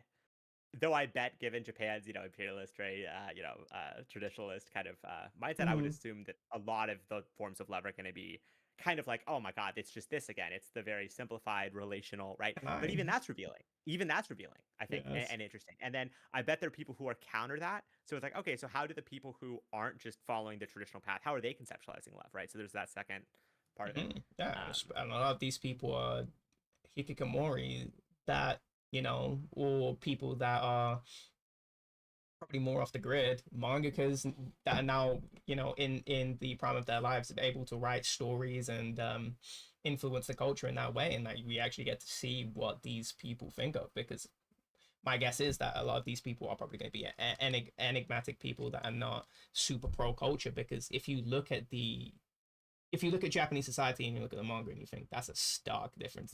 These people have to be quite eccentric, and not only that is that the trans acceptance, but not necessarily the trans acceptance. For me, I never saw it as a category of trans. More of fluid sexuality. A lot more of that in early Japanese culture. I'm playing Persona 2. Actually, in Persona, this series, they have that a lot, where they actually have an outright trans character that's, contemplating these things and having these conversations. And this Persona 4 came out a very long time ago. Persona 4 release date. So this game came out in 2008. I don't know what the fuck a trans person is in 2008. I didn't know, people. Transvestite. What'd you say? Oftentimes they were called transvestites or transsexuals, and they were like usually guys who were like 30 or 40 who are wearing wigs, right? Because it was like you couldn't come to the conclusion about gender identity for so long in your life, and then by the time you did, you were super old, so you looked a certain way, and so that was often the stereotype. Right. And 2008, by then, that you have Paper Mario: 1,000-Year Door. By the way, this got censored in the English release, but in the other releases, this Vivian character was obviously a girl dressing as a guy. In English, it was way more subtle. I'm thinking, wow, the Americans really fucked it up for us. Because well, it's you guys who fucked it up for the Americans. Let me tell you anyway. And so yeah, this Vivian character got censored. And 1,000-Year-Old Door came out in Paper Mario: 1,000-Year-Old Door. It's a 2004, yeah, 2004. And so the fact that they're questioning all these things, and I know I know Japanese society broadly, not specifics, but those things in mainstream society, even though there are niches that are more popular or are more known, I guess, to the public, they're still not super accepted. And so the fact that we have prominent characters that are just characters, it's not their one defining trait that they're, like this. They have other defining traits that just also happen to be questioning their gender identity and are more fluid. Super sick. And I wouldn't be surprised if that is from more of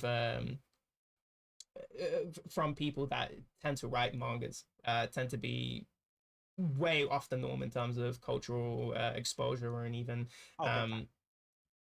what you call it, in terms of integration. They don't integrate these things as heavily, but a lot of them still do. As you see with Kurenai, unfortunately. Yeah, it's so sad. Well, actually, that leads me into the manga exhibit I went to see, because some of the stuff you were saying. Hold it, because I need to go and get a drink. My throat is go for it. super dry. Got you.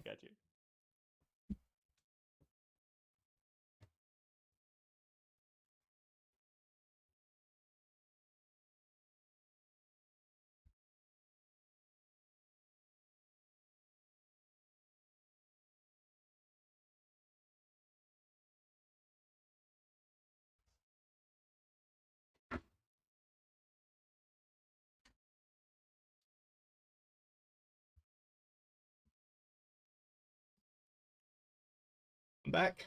Go. Welcome back. Yeah, so that makes me think a lot of different things because so the manga exhibit was really interesting. The anime exhibit was really interesting. Let me just get on my find my phone, find my phone. I have no fucking idea. As I said, good memory, not short-term memory. Bad short-term memory. Shout out to Find My iPhone. Shout out to Surveillance. Shout out for easily accessible iPhones. But yeah, so let me send you some photos of what I saw.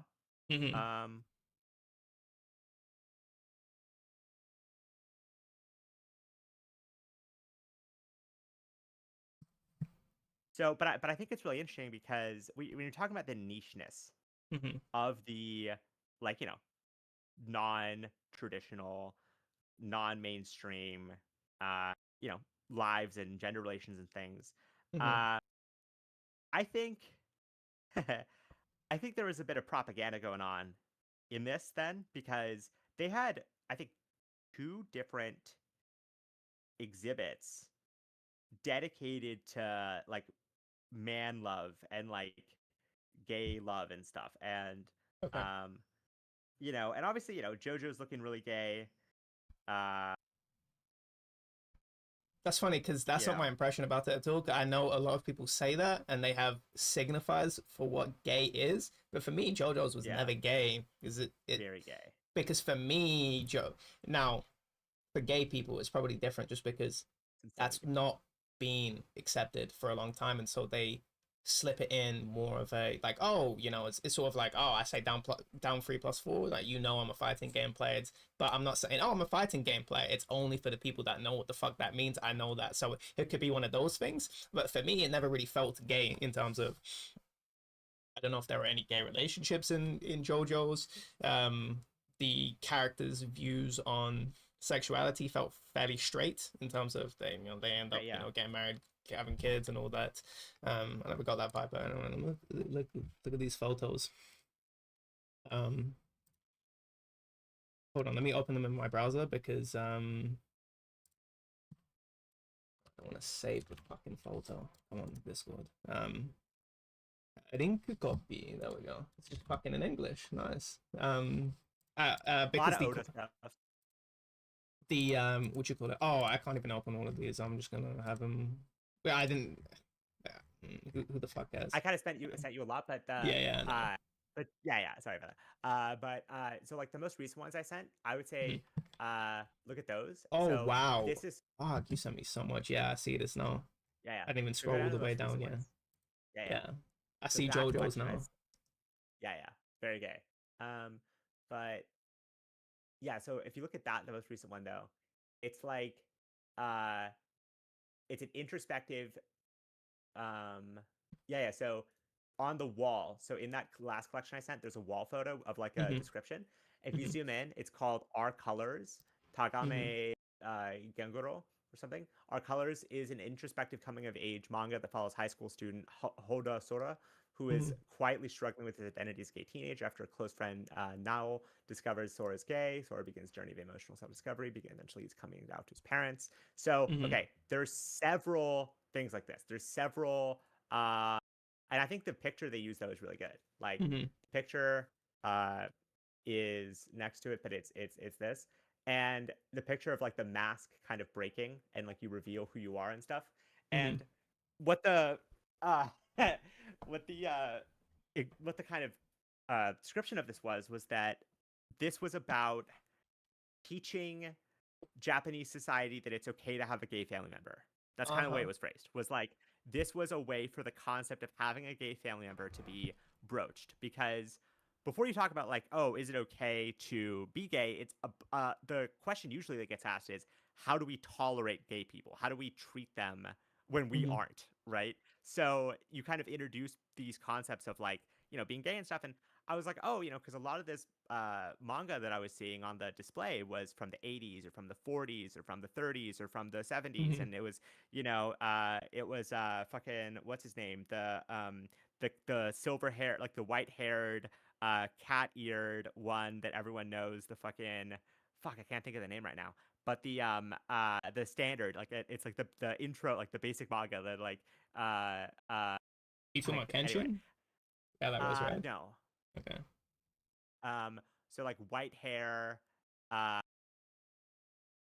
Yeah, long white Kage. hair, cat ear kind of looking thing, fucking. I'll find it real quick. Oh no, that guy's red hair. Fuck, where do I have? Oh, this guy, yeah. Oh, Inuyasha. Yes, Inuyasha. Exactly. That's exactly who it is. So stuff like that, right? That's like from that's the classic. So tons of stuff like that, right? But then I'm looking at the man love stuff, and I'm like, this is all from this is recent. This is like very recent, right? And when you're talking about just how oppressive this society seems, I wonder how real, because we're talking about San Francisco here. We're talking about gay Mecca. We're talking about the the most gay place that it's like in the 1960s, they were passing laws allowing gay marriage, like so progressive. In that context, it's really interesting they chose to have two different exhibits dedicated to male love and kind of imply that Japanese society is largely okay with gay people and largely okay via the manga with gayness because they were taught via the manga that it's okay to have male and male love. Like, I think, do you know what I mean? Like, I think that that's so interesting given all that you've told me, because that seems false. That seems like they're trying to do some propaganda in California. Yeah, in I'm San Francisco, thinking that I don't know how right that sounds. Yeah. Yeah, I'm very suspicious of that. It could be the case. I'm not that in tune with Japanese culture that, oh yeah, there's a manga that had, impact in society in terms of, or particular elements of the society where, oh yeah, this is showing, also because it's too low quality, at least in Discord. What are the years for this? I can see it's in the 2000s, but in this century. It's 2018, so Tagame Goro okay. is 2018 to 2020. That's super, yeah, that's incredibly recent, yes. I know, dude. I'm saying, I'm like, okay, wait a minute. Like, this doesn't seem like... It's funny because in terms of one's own gender conception, in terms of the way they emote their genders, that's been a topic for a long time. But in terms of gayness, that seems less common in terms of there isn't outright statement of gay relationships, or you don't even really see that. The way Japanese handle relationships, I also think is really interesting because it's always from a first love. It's always a first love story. It's never. That's why I thought Monster is so refreshing. Where it's like this guy is breaking up at the beginning with Eva Heinemann, and then he never gets back with her. It's not this fated, destined thing where they. That so much. Yeah, Love her, exactly. The worst. What'd you say? That might be my favorite character. She's what everybody says Skylar is. Like, yes. Like when people are lying about who Skylar is, they're actually imagining Eve. I think. Like that's who she actually is. That's the actual like that. If you want to go at a person like that, you got to go after Eve. Like she is such a materialistic vain person. But I really enjoy her. I think she might be my favorite character. I sort of bounce between them. Partly because of that, the whole relationship break thing, and she's kind of. I like her realization that Tenma was the I felt bad for the one where she's sitting where her gardener she's dating the gardener, and now she's going to his family home and bringing back a present because the guy's wife, I think, left him or something, but she came back and she sees that she's she's back with this guy, and the guy's happy celebrating Christmas, and she's just standing there with the present, just so bitter. I felt so bad for her, super sympathetic toward her, and her realizing that it's like, oh, this Tenma guy, originally she flips off Tenma as if he was nothing, but I think there was a realization in her. I haven't seen Monster in so long, and so I'm thinking about definitely the early parts, especially where she I think there is a realization in her where, okay, this guy was giving me something, and I don't know if it's explicit in terms of, oh no, this guy was actually giving me something that I wasn't getting, and she was probably looking for. Just think about who she is that I don't know if her mother's ever mentioned, but her father is a workaholic that gives Eva gifts And so you can imagine that love. Exactly. And so the way she conceptualizes love is in that way. And so Tenma gives her particular attention, and she does not value it at all until it's over. And she's focusing on Tenma specifically out of all the relationships. I think that's something that specifically focusing on Tenma, I think that's something that she actually understands about that relationship, either if it's explicitly or implicitly. I think that's sort of signaling this guy did something that the other particular guys that she was going after, that didn't matter. And I like that recognition because I do too. She's an older Even character. Though she was fuck and she can't ever really like I don't know. She can't ever really like I don't know. He can't make it work in that sense. Like she can't like, oh well, she has this realization, so I can make it work. It's like still like fucked between them, I think. Right? That if I remember right. I don't know. Maybe they reconcile, but I don't think so. I definitely not in a we're in a relationship again. That never happens, and I'm glad it doesn't happen, because I think that's sort of I don't like it's always this is why I don't like shipping, is because shipping is sort of seeing fate in relationships in terms of, okay, well, this person is fated for this other person, they're going to stay together. It's not, okay, well, somebody's going to, first of all, you notice how love is always, it comes at the end, especially with these shonens, where that's the ending, is you getting into a relationship, which is, that's not how a relationship works. It's right? Fucking insane. That's wild to think about. Yeah, it's fucking crazy. What the fuck? It's about navigating those relationships. That's a new beginning. It's always a new beginning. Exactly. And the lack of guidance through, no wonder, I'm seeing some people saying, oh, half a marriage is a sexless. Yeah, no fucking wonder, because where is the instruction on how to navigate relationships? None of your media has it. At least, actually, that's not true. Male-centric anime and manga definitely don't have, oh yeah, this is a relationship. Is Luffy in a relationship with Nami, or is that, oh, people are shipping that for the ending? They're actually never in a relationship, or anyone else that exists, Miss Wednesday, or the fuck, the other One Piece characters I don't fucking remember. Maybe it's gonna get with the fucking furry animal Chopper. Who the fuck knows? The Boa one. Oh, Boa Hancock. Oh, that's that's one where she's super in love with Luffy because he doesn't give a fuck about her. Yeah, he's mogging her constantly, so she likes it. It's awesome. Chad, Stacy. Oh, mogging being like the meme of like I'm like better than you. I'm like showing you I'm fucking better than you. Like people, it's like, oh, this guy's taller than this other guy. He mogged him. It's like that kind of stupid shit. Oh, okay. But it's like the same, like Chad, Stacy, like, oh, this guy's gonna fuck about this girl, so of course she loves him. It's like, yeah, very stupid male stereotype of like what love is and stuff. Yes. And so yeah, with depictions of love, usually in the most popular shit for boys, manga for boys, anime for boys, and the shipping culture, the fatedness, I like how that doesn't exist in Monster, probably because it's German and the guy actually kind of cares about, just rewatching it. I always rewatch the initial parts where it's like East German terror attacks, where they're sort of upset in terms of how the reunification went, and just knowing underrated discussion point, by the way. That's why like modern Germany is what it was, is the failure of reunification, and like that's why the AFD is rising and like all that shit. Like it's all fucking connected.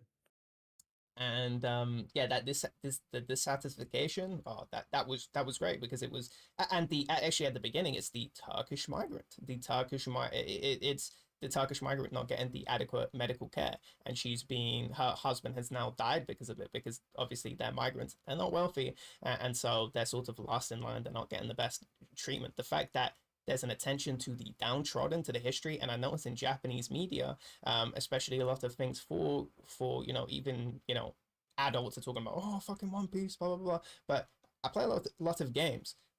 Where the fuck are the homeless people on the streets? You don't walk around in Pokemon and you see you never see these homeless people, but these people exist. The homeless, even in Japan, they fucking exist. Man, I'm watching Nomad Push. I know where the homeless spots are. I know the riots that happened in Osaka. Osaka used to be way more like downtrodden. That was the real sort of Japan.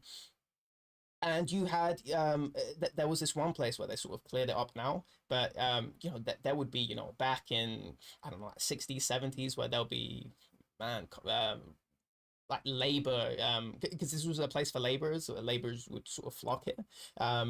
So there'll be like labor strikes there. You know, people are actually protesting, getting super fucking pissed, and these are like super downtrodden people. Like, what the fuck is that? You know, Right. I never see any sort of any of this in, you know, JRPG towns, and it's just like everyone. And I know this is like more fantastical, but a lot of these things are based off in the modern world. Where the fuck are these trodden people that exist? That's why I kind of, now I've never played the Yakuza games. I own one of them on Steam, but when I see those games and I see their depiction of what do you call it, of Japanese life, now I inference it from my life. Right. The way they wear uniforms, the way we wore uniforms in schools, that Badman would get like Gucci belts, and that's how they would express themselves, or they'll have a nice bag, because those are the easiest ways to express yourself without getting in trouble, because you still have to wear the uniform. And it's funny because they depicted the Badman the same way. It's like, oh, he's wearing a fashionista belt. And it's like, oh wow, that's exactly how we express ourselves. Like, we both have the in terms of UK and Japan, they have the constraint of a uniform, but people break the constraint. They find similar ways. We both have human bodies. We both have similar accessories. We're gonna break them in similar ways, instead of like, oh, I have red hair and we have green hair and blue hair. It's like, that's the most uncreative way to distinguish your characters, instead of these subtle ways. And I'm thinking, wow, okay, I like this Yakuza, but also because the game, you're playing as a Yakuza member, you are interacting, like, you are, a loan shark, you are interacting with these, quote unquote bumps of society, and that's way more a part of the game. That's sort of the allure of the game. It's that you're going into the dark, seedy parts of Japanese urban life. And so once you see the lack of sort of the downtrodden, the people that are sort of offshoots, and there are all sorts of communities that they call it the gay community. There's a reason why they call it the gay community, because there is a sort of community in a sense where where you have particular meetups. I remember in The Wire where there was this guy called Rawls. There's this gay bar, and there's this guy called Rules, and this guy's like super hyper masculine. And there's just this one scene, it's just complete one random scene where it's in the midst of something else going on that's important, and then you see Rose in the background in the gay bar, and then they never elaborate on it again. That was the most crazy thing ever, where he just completely flips his character just in one scene. And there's all shit like that where there are,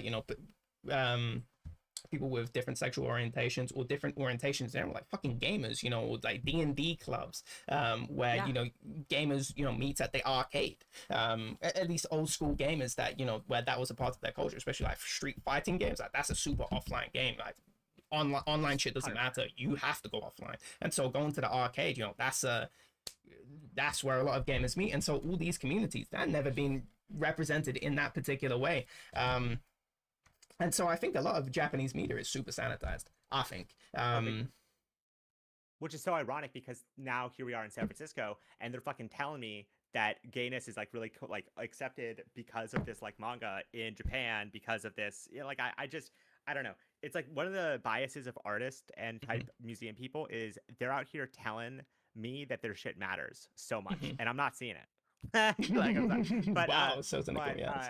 And I'm hearing what you're saying about like how they relate to any deviance in Japanese society, any deviation from the norm and the expectations. Like, it is not a welcome thing. It is not an accepted thing. And like their media, and like, but the other thing you mentioned about how character differentiation through aesthetics, like, I thought that was such an interesting point, because I think there's a few things going on there, but one of it's that's how everyday people see their own ability to differentiate, which is like, what do I wear? What kind of color hair do I have? How do I present myself aesthetically? Like, that is, for a lot of people, the limit of their own differentiation. And so it makes sense that in their media, and then the people that they're like listening to, that's also the way that characters differentiate, right? They're not differentiated on like, you've seen those like waifu like mashups where it's like this looks like all the same women with like different hair. Like, this looks all like the same. One Piece women.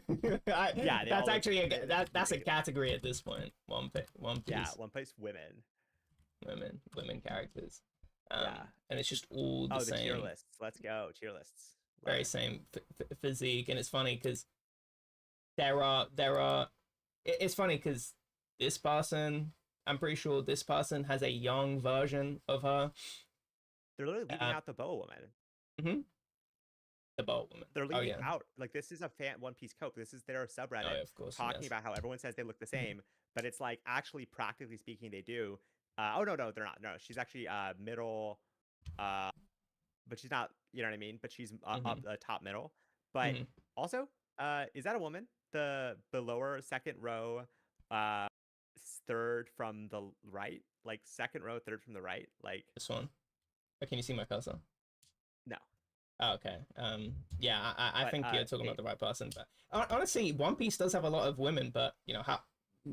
But they're not differentiated as characters, right? They're differentiated by like the kind of that this one's old and eccentric looking. This one is big and I think there are a lot of designs in One Piece, and I think he's a really good designer, but who are these women, right? Who are these the main women part of the crew? No, it's fucking Nami, who got a breast implant. It's the first row, second column from the right, the blue head girl. Right. That's also, and people call her a blue Nami, and that's how like modern day Nami looks like in terms of proportion. That Nami on the OG Nami, that's a super old one where she has now those big breasts and the super thin waist. And then look at Robin, she's the next to the green head, first row. Yeah.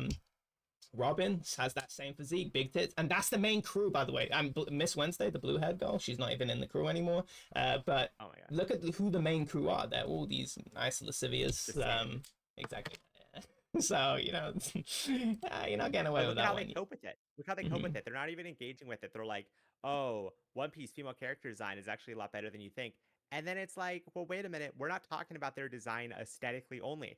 Like, do you see how they're trapped in this mindset? Like, even when you ask them, you're like, don't they all look the same? Their mindset is, oh, well, no, visually speaking, they're super different. It's like, well, as characters, they look the same. As people, as individuals in the story, they all look the same. They all serve the same roles. They're barely even humans. Like, straight up. Oh, my God, that's hilarious. Yeah. That's tit implants. Also, I really like the old color palette, too. I think it's really fucking nice. Oh, yeah, it's much better. The new one's, like, blown the fuck out. Oh, yeah, that's Bleach Women. Bleach Women is way crazier. But by the way, that's a snob meme where it says the pretty colors because they're all super saturated now. Where they've oversaturated them. Oh, big time, yeah. Bleach. Oh, that's a whole category too. Nice, dude. Damn, look at those tits on the second one. Holy shit! Crazy, dude. Oh wow, they actually have some color diversity. No, that's some respect. The white, just the like one token. Clan. There's like, well, she's part of an entire clan, like that's like separate from the. But that's like again, like to racial, like justify the diversity that's not there. It's like big. But yeah, it's very crazy. Again, my theory with this is that it's all perception. So he recognizes that. So he's like, I'm gonna draw the fucking craziest looking. Like for the most part, you know, and like there's basically 3 types of women. There's like the big titted one. There's the fucking shy one who doesn't reveal themselves. And then there's the like small one that basically looks like a boy. Like those are the kind of 3 different types of women in Bleach. And yeah, and the ones that are small that look like boys, they're not supposed to be sexualized. Like Rukia is meant to be like Ichigo's friend. And so you're not supposed to see them as like a relationship there. But then the like redhead girl who he spends barely any time with, who he has to rescue for some reason, so like that's like the one you're like, she's like a friend of his. She's like a you know, like a collaborator and a partner, and so you're not supposed to sexualize her. So she's drawn that way. But then his like quote unquote love interest, which is completely fake, but it's meant to be this like, oh, you know, he's loyal to her and rescue her, and she's from the human world, is Orihime, and that's like his love interest, right? And you can see that because she's major sexualized, right? The difference between the way a friend is drawn and the way a sexual interest is drawn is like, you're like beating them over the head with it. You're beating them over the head with it, right? But it's again, it's for kids. It's for 15-year-old boys. So it actually makes sense from that perspective, where it's like, here is the female one who is attractive, and that's how you know it's a love interest. And here is the non-female, who's the female character that's not, you know, a love interest, but they're loved as a friend, and therefore we're not going to sexualize them. It's like very just straightforward, you know. And I kind of like that in that sense, but yeah, I would say that Bleach is interesting because it wasn't really in the exhibit. There was like 2 drawings of Bleach. It was mainly like One Piece was dominant. One Piece was dominant compared to Bleach, obviously. They had a whole section for Oda. They had a ton of different stuff. How about Toriyama? Kind of way, no. What? That's crazy to me. Because in the West, he is. No Dragon Ball really at all. That's very interesting, especially with his work, because Toriyama does work on other franchises. That Dragon Quest was super big in Japan, and he does the art for Dragon Quest. And he's done art for other things. Like, he's transcended manga. He's doing art for everything. And so the fact that this is like the first JRPG, by the way. This is like BC. So at least like the JRPG that's like very that everything is derivative from obviously it's like, you know, based off of other things, obviously. Of course, yeah, it all is. But this is the, you know, this is the OG, I'd say. And so, yeah, he does the art for this. So to me, that's very surprising, because this guy, I think Toriyama, in a way, the other mangakas haven't, is that he's transcended beyond where it is another big franchise in Japan where it's just... Yeah, he's leveled up. He's screamed Toriyama, and clenched his fists and charged up and powered up, and now he's above manga. And then Chrono Trigger, Chrono Trigger 2, yeah. And this is one of the most. This is where that looks very Toriyama. That looks exactly like his shit. Yes. That looks actually 1-to-1. This is where the term New Game Plus came from. Okay. So what does that mean? New Game, you know what New Game Plus is? It's where you so you play for a game on a new save file, and then you can play on that same save file a harder version of that game. So this is that. I'm surprised you don't know it, because it's just a ubiquitous term for that. I know that concept though, but I don't know that term. Yeah, so yeah, this is where the term came from. New Game Plus. Chrono Trigger even. It had those like in there. Yeah, you just had. It's just such a foundational game for a lot of where terminology comes from. A lot of these OG RPGs, and I'm saying that this guy worked on it, and this is I think this has one of the best gaming OSTs. I never played the game myself, but this is one of the best OSTs, I think, in gaming. And the fact that he's, I think it was like it was a guy from Dragon Quest, Toriyama, who also worked on Dragon Quest, but he did the artwork, and then a legendary composer, Obem. I don't know how to fucking say his name, because I've only ever heard Americans say his name. I've never actually heard the Japanese pronunciation.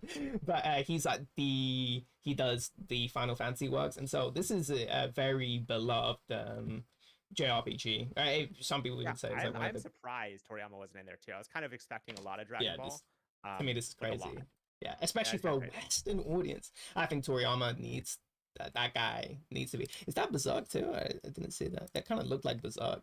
One of the it was above the JoJo stuff. It was the horse, the unicorn, but I don't think that is, because the other person, I have no idea who I no idea who that is, and it kind of looked like a young Guts.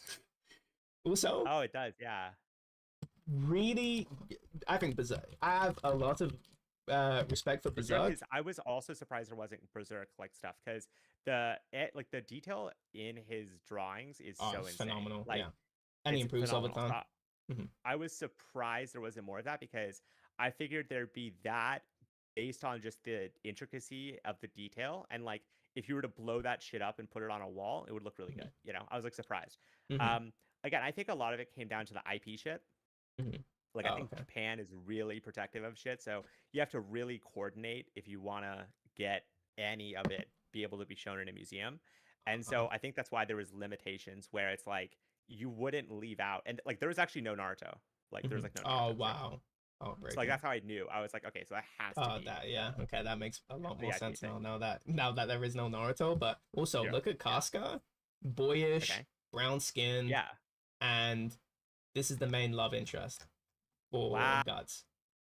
Do you see like how it's like one of the 1, 2, 3, 4 long hair? Wait, where is 1, 2, 3, 4? Oh, he's in like the. I don't know. So at the top where it says Casca, it's Golden Age, anime, fan art, long hair. Long hair, yeah. Also, this is when she's disabled too, by the way. What? Yeah, she got gang raped, and so she's Holy fuck.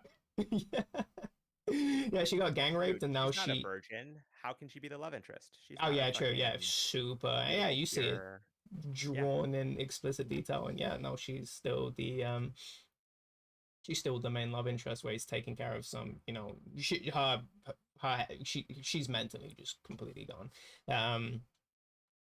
And yeah, no, she's still the love interest. So I think to me this is, like true. Wow, this actually breaks the mold in terms of boyish, dark skin. Yeah, you don't ever see any dark skinned people in anime. So I know this guy was, trying to show some alternative shit on the screen or in the manga. And for him to be, I think this is number one on MAO Berserk. To me, that's it should be 100%. It should be just for that reason alone. By the way, no, I've actually read some of Berserk, but yeah, what do you think about it? Like the things it explores, like because I've watched some videos about it, and like the hawk guy, I know Griffith. No, there's the hawk, but then there's the guy he's like facing, who's the like animal, the like Ganishka. There's like the guy he's facing. Ganishka? Right? I don't even who's Ganishka? Ganishka Berserk. I haven't gotten this far. I don't know who this is. I'm like so non-spoilery. I'm just like jumping to parts of an anime if it sounds interesting. Yeah, same. Yeah, I don't give a fuck about that either. That's what it's about. I don't know. For me, the Griffith is so the way it starts is that it sort of starts in a flash forward, and then you go back to discover. So it's this guy called Femto who's Griffith, and then they go back in time because these people actually have a relationship. This Femto. They had a relationship, and you see that the way Griffith is characterized in terms of the way he views the world and relationships, very interesting, because it sort of is, he's this sort of like cold guy that uses his people, but it's not so much a one-way relationship. It's not as much of a one-way relationship as you think. Also, I think it has one of the best sex scenes in one of the movies. Kira was telling me this. He was saying, this is one of the best sex scenes. And I'm going, yeah, actually it is. I'm thinking about it where it's, I say that one of the best sex scenes. It's not really for pleasure. It's more of this guy's doing something that is going to get him into trouble. And this girl is experiencing a pleasure that she's sort of being forbade. This is, because she's part of a kingdom, right? She's a princess, right? And so she's having fun, whereas Griffith is all about conquest, and they seem so disconnected from each other. It's so disconnected, and it really, I think it elucidates who Griffith is that he's quite, in terms of the way he views relationships, it's very disconnected from the other people. He's very psychopathic, I think. Oh yeah, he is, big time. Super psychopathic. And so after it was Guts, he leaves him.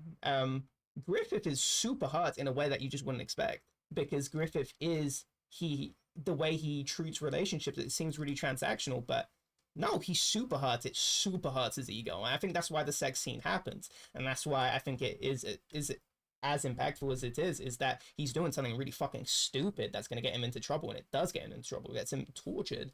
And these relationships do affect him. These really fucking matter to him in a way that, and it's really interesting because usually people will write, they'll categorize things really drastically. It's like, oh, this is a psychopath that's transactional, and so he doesn't give a fuck about anything. No, this guy cares, and maybe he's really transactional, but there is a level of care that he has to these relationships where it really super impacts him. And maybe the way he treats his relationships, not the right approach, but it's not like he doesn't care. It's just really weird. It's a very interesting take into it, because I don't see many even just mediums in general treating somebody that's like this, that's quite psychopathic, in a way that is also, he has feelings, he is hurt by these things. There is some sort of relationship that he has that's beyond, oh, he's just a psychopath so he doesn't feel anything. No, it's way more deeper than crazy. So why does he do it? Because he's fucking crazy. Like, I hate that shit.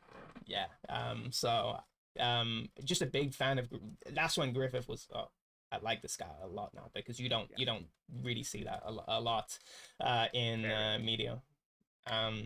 And he's the villain of the first like kind of mini arc of the series, and so for him to have this rich history, it's a whoa. You don't get villains that have this level of rich history. That's why I kind of like Tyrion, where he's now in the more villainous role. It's, oh wow, we basically live this like really rich history of this guy sort of, oh, he actually has, you know, charming things about him, you know, he cares about cripples, broken things, and bastards. He's just, you know, assaulting women all across Essos, and he wants to, now he's going to be with Daenerys where she has dragons, and he has the wits to sort of compel her into doing really bad things with dragons. And so it's going to be really entertaining to see Villain Tyrion. Oh wait, sorry, see Villain Tyrion, that's not happening. George is not writing that final book. He's dead. No. He's dead, dude. He's dead. He's not there anymore. Dementia ridden. The more I fucking learn about dementia, the more that I think, and Alzheimer's and cognitive decline, the more I think it starts making more sense why he wasn't fucking completing from 2011 on this book. I think that there's a lot of sense this makes, and I think it's not just that he's lazy. I think we're going to find out in a couple decades or something that behind the scenes, George was kind of really struggling with the fact that he couldn't write anymore. Like, he was really struggling with it. And like that, he just, there was so much money being made that he couldn't, you know? Also, he couldn't like give up his copyright. He had to stay on it. Listen to this. And of course, the zombies, which, let's be real, Black Ops 2 Zombies was, in my opinion, a downgrade from 1, but at least you had a complete zombies experience without any... Black Ops 2 was a complete downgrade from BO1? Huh. Didn't know that was an opinion that people, and a mainstream figure could hold. Huh? It's starting to be. Because it makes sense. People start thinking, like, it's like, you got to realize also, and this is what I was saying with the first thing you want to ask is like, have other people seen this too? Have other people observed this?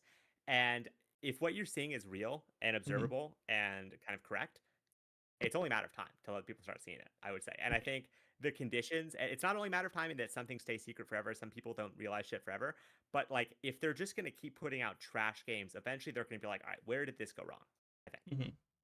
Oh, I saw Dear Treyarch, and I'm thinking, Dear Treyarch, you're a decade and a half too late to be going, Dear Treyarch, this isn't zombies. That was crazy to me. Dear Treyarch, please change.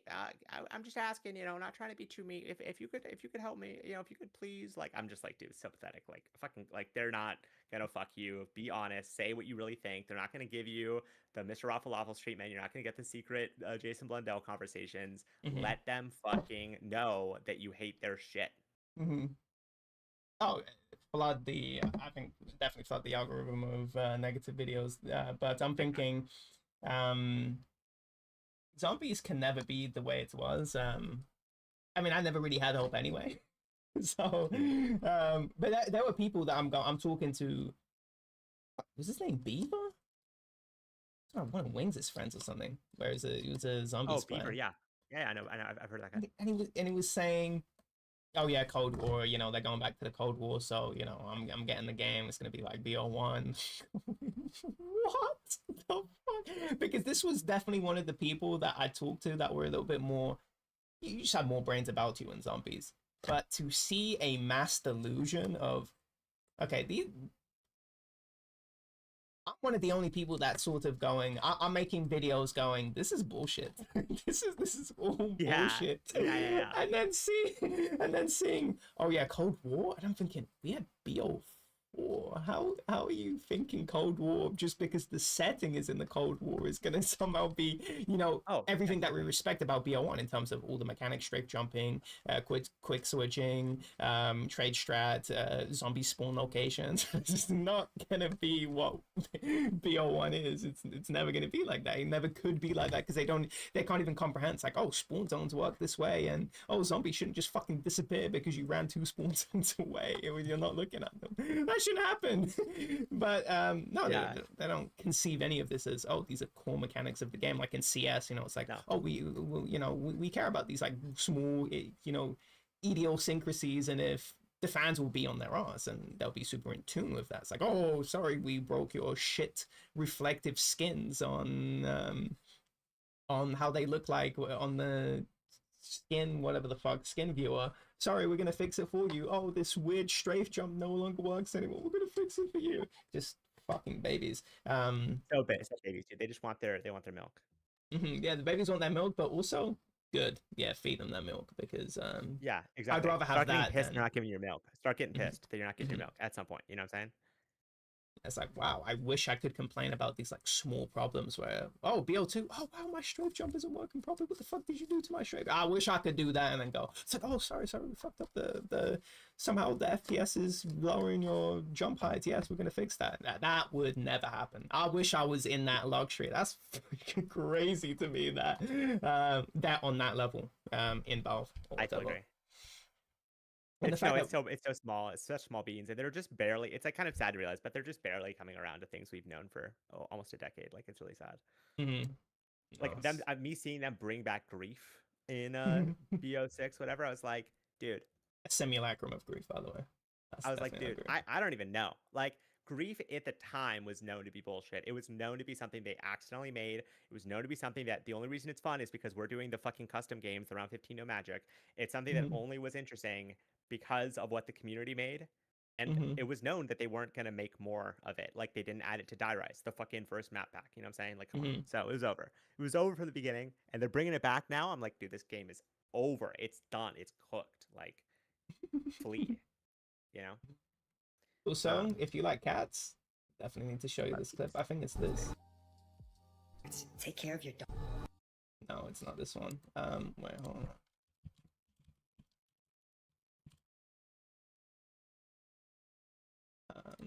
I think this guy has it as his intro. What's going on, guys? Welcome back to another stream. What up? Doesn't unless it's a more recent video, I have to show you this. Barely. You don't know how to prompt the right cat? Go take care of your daughter, Dale. I'm sorry. It's okay, man. I saw that for the first time. He's just petting his cat, and then he.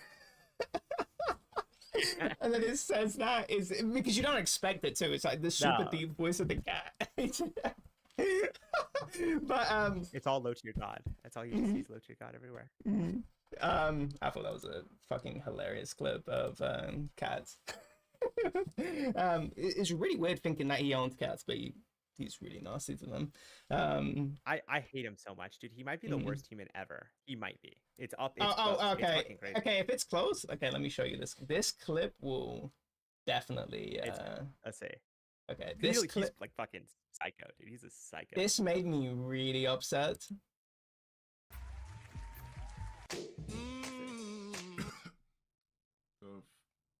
Get these motherfucking abominations off my shit.